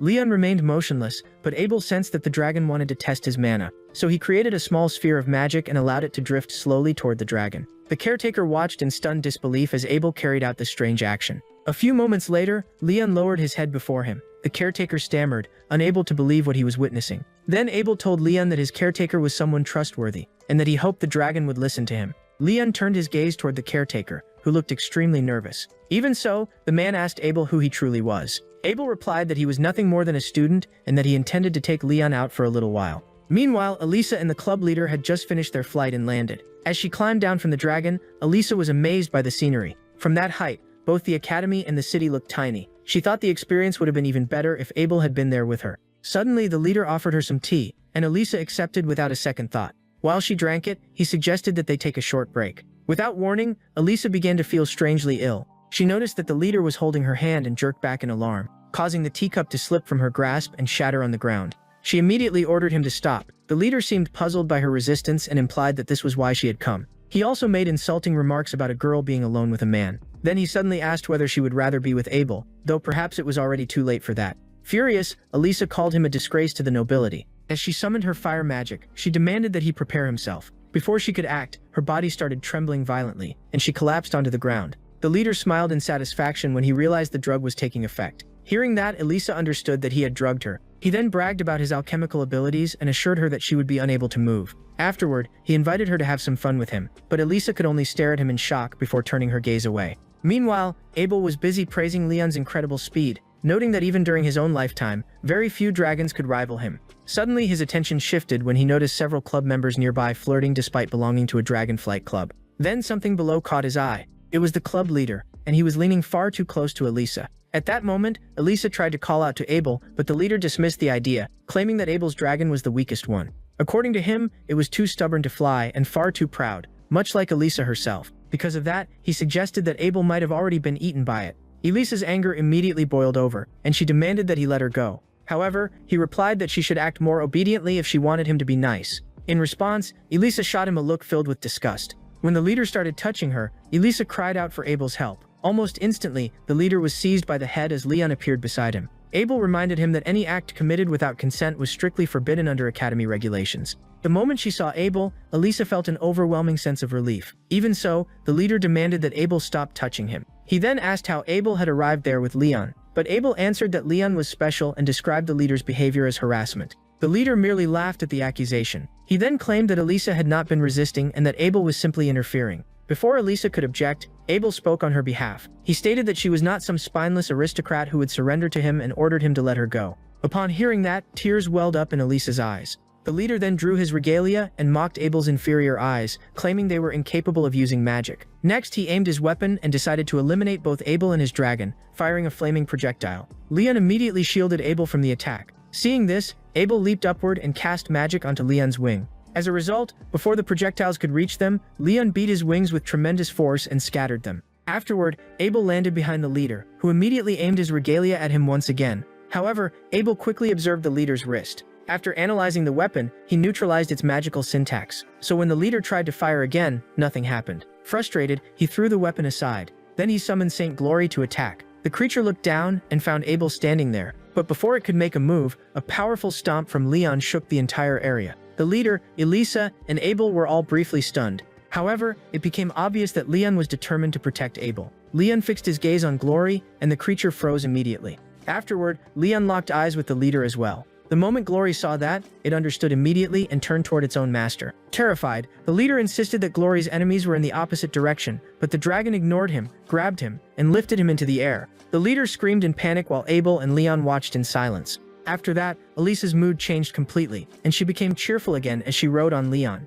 She remarked that he was much faster than the dragon she had flown on earlier. That made Abel happy, since he had been worried she might remain upset because of what had happened. With that concern gone, he could continue patrolling, though seeing students everywhere made him think there was probably not much to worry about. While they were flying, Elisa called out to him. She then remarked that it would be wonderful if they could stop the flow of time. Hearing that, Abel considered that researching time-freezing magic might be worthwhile. It seemed achievable, and practical time manipulation could likely be developed within 5 years. Suddenly, Elisa began complimenting him. When he asked her to repeat what she had said, she quickly changed the subject. Leon, however, had heard everything, so he accelerated dramatically, causing Elisa to scream in surprise while Abel remained thoroughly confused. And that is where this story comes to an end for now. If you enjoyed it, leave a like, subscribe to the channel if you have not already, and comment, "Golden Eyes." The more comments you leave, the faster I can bring the continuation. I'll also leave 2 recommended videos from the channel that I'm sure you'll enjoy. See you next time, everyone!